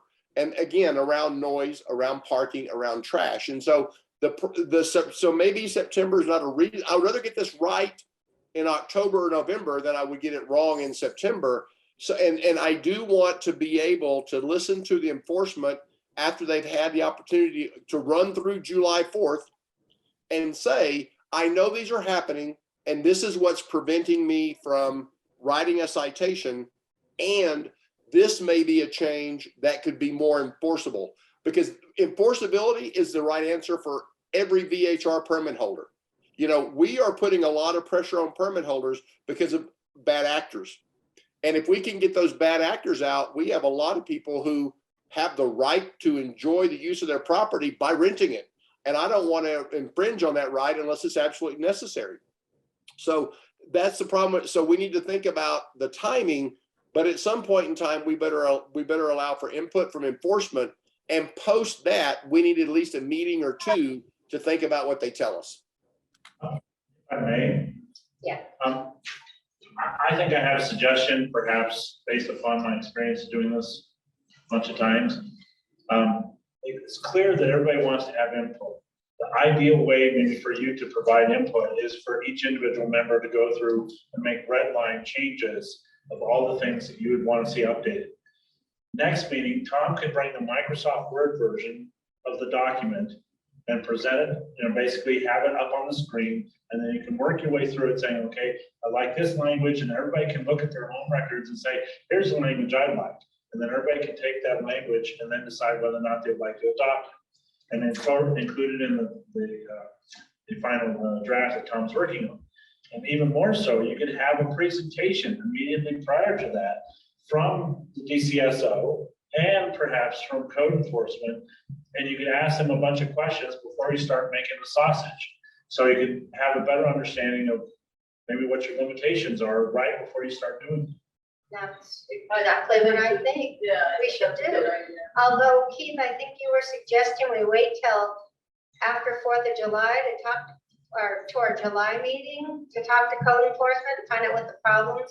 You know, I guess I'd ask them or ask Mr. Dallaire in absence of them, but you know, I guess my question is, when will they be prepared to say, I know there are parking issues. I know people have 4 spaces, but there's cars parked on the streets, and are there 6 cars in this? The reason I can't write a citation is this. Is there a solution to that? I know trash on cleaning day on Sunday is always there, but you know what? It goes away in an hour. So do we really need to be concerned about that? Or that, you know, we are aware of complaints of, I don't have a VHR. Unfortunately, I'm the closest dumpster to a VHR, right? So how do I make sure people are throwing their trash in Tahoe Refuse and not my dumpster? So that's what I'm saying is, I don't know. My suggestion would be to get input from them once they have a sufficient history to know why, if they suspect a violation, what prevented them from writing a citation, because that's the enforcement which will drive compliance to relieve the pressure on VHRs in our community. So I don't know. I guess what I'm saying is, at least post the 4th, they're going to have a bunch of experience. You know, they kind of had a winter season, but they were all doing permits. Now they've got through the permits. I'm assuming over 4th of July, they're going to be able to focus on true enforcement, and then they'll have the knowledge to answer those questions. Okay, I spoke with Richard recently, and I think code enforcement has a good handle on what they can and cannot do. And I think we really need to hear from DCSO as to what they can and cannot do, or how timely they can and cannot do it. Because we do have 2 dedicated officers, but I think each one of us has a lot of questions for them as to what their role is. I would like to have them next month, because I would like to have that information so we can make good recommendations. I don't want to waste everybody's time discussing the process, because we need to get down to it. I don't know that we have to have it done by September, but certainly probably by October, if we're going to turn it into the commissioners. That would just be my opinion, to ask for them to come next month, so that instead of us doing this, we get some answers, and then the next time we meet, we have really good recommendations to make. Yes, That's okay with everybody? If we can get them. Okay. Good night, Tom Dallaire, for the record. If we could get your questions that you want to ask them, so they can be thoroughly prepared for those. I'm gonna add win questions will be accepted too, but if you can generally just, if you have questions that you want to ask of these guys, send them to me. I'll get them assembled, and then we'll see if we can coordinate with Mitchitarian. Is it Captain? Captain Mitchitarian, and we'll get them. We'll see if we can get the officers here. Also, the problem we have is the sheriff's office is rotating those guys too through. So like every, I don't know, it's 4 or 6 months. I can't remember which one it was. We get new officers. So you know what we found might be helpful is having a one sheet on things that we need them to work on, and that way they can pass it from group to group. So they all have to have access to the GIS, everything. It's becoming quite a management type nightmare. To start. We'll get there. We will get there. Yeah. So, Starting to. I think just so the board is clear and everybody's clear, then we have the Word document, we can start working on it. If Does everybody anybody, have a copy? everybody, I believe Tom sent everybody the Word document. Yeah. If anybody needs assistance with it, they can contact somebody and get assistance with making, working with that program if they have a problem with it. We'll get the enforcement officer, I would imagine Richard and the sheriff, somebody, Richard, Captain. Yeah, and Terry, Richard might bring some of his and get them officers. in. We'll get our questions to them in advance. And unless there's some more discussion on anything, we can probably close the meeting. Question mark? Yeah, well, that's what I mean. We'll close this part of it and move to closing. Is that good with everybody? So let's go to closing public comment. I take every opportunity. One issue that came up today was realtors not disclosing properly that you don't automatically get a permit. And we went through this on the North Shore. They wanted disclosure that you have to have a fare box. The realtor said it's not their responsibility. I don't know how, we come to terms with people understanding. I did actually send an ad through the process in the early stages to Jennifer Davidson. She said, we don't really have any authority. What the realtor puts in the ad when they sell a house, it still might be a good idea to maybe convene a meeting with the head of the board of realtors and say, this is an issue. We are new at this process, and I think it's a good opportunity. And then secondly, on the parking thing, don't you guys have parking passes, correct? Why not, and it may sound stupid, but just take an X, with whatever, and this is where these people park. And if they're on the street with a parking pass, that they don't belong there. Most of these neighborhoods, you can't park in the street. So that's where DCSO says, you're illegally parked here. I'm just trying to help with that process because there's gotta be a simple solution to that one. In my neighborhood, so people didn't park in my neighbor's driveways that were second homeowners.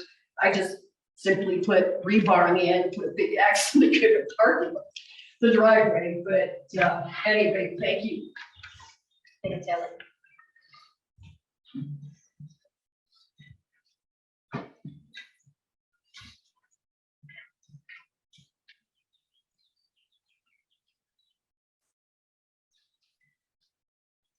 John Evelyn, you haven't heard from me for 4 meetings. Last time I didn't tell you my name.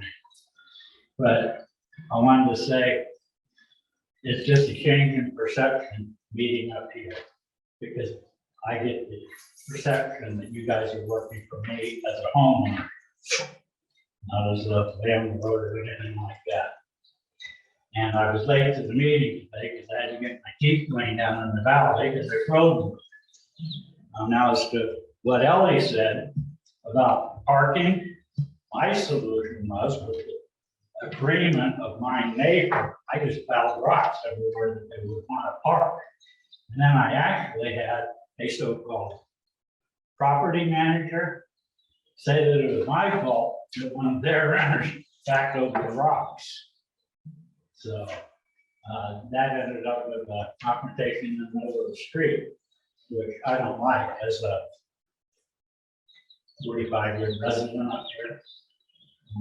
Having confrontations with anybody. I just want to call the cops now.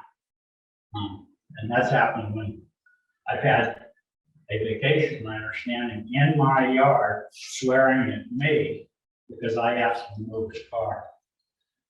So those are my concerns. Thank you. Thank you. I'm sorry I spilled the water. No, it's no good. No problem. Any other public comment?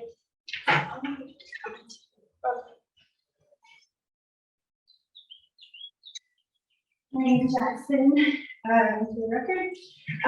As far as the parking permits go, those have proven to be a challenge to get people to use. I understand the point of them. Although when they're parked in a driveway or garage, it seems like you shouldn't need a permit to be on private property. I'd almost suggest possibly, rather than requiring parking permits for cars, having signs notifying everybody that there's no parking on the street, just so that they're constantly seeing that and they're always aware. I have had a comment from a guest that they don't keep the permit in the window when they're out and about because they don't want people knowing where they're staying, because the address is on the permit. So that's a concern from guests, and so I just wanted to. Thank you, Megan. You're the only one left. Oh, I'm just watching. Is there any closing public comment online? Thank you, Madam Chair. Anne Reno for the record. No, there's no public comment online. Then I think we can adjourn this meeting. There you go. Thank you, Madam Chair, as always. Great job.